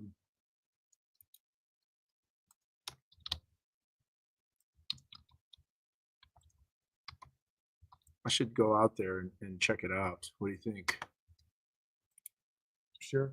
Oh, that's exactly where the worst is. That we knew that was where the worst of the hail core would be. And I bet you that's very close to Apple Blossom off of 112. Yeah. Harmon and Wildcat. Yeah, I believe that. That's a pretty nasty part of the storm. Okay, guys. That's it. Thanks for watching. Take care. God bless. Appreciate each and every one of your reports. I know we still have about 5,800 people. This is a stream, by the way. This is where to watch our weather coverage. We will be covering these storms. We're going to be geared up. We'll be 100% ready to rock and roll and bring it. Bring that coverage to you guys. Oh, yeah. And if storms happen tonight, we'll be back on. Yep. Give me a holler. I'll be upstairs asleep. I haven't slept in weeks. No, that's not true. Sounds like I haven't been home in years. Oh, yeah. in planes, trains, and automobiles. All right. Thanks for watching. God bless. Have a great rest of your Sunday. Woo Pig, go Hogs. Let's get this done. Beat Oklahoma State so we don't have to play another game.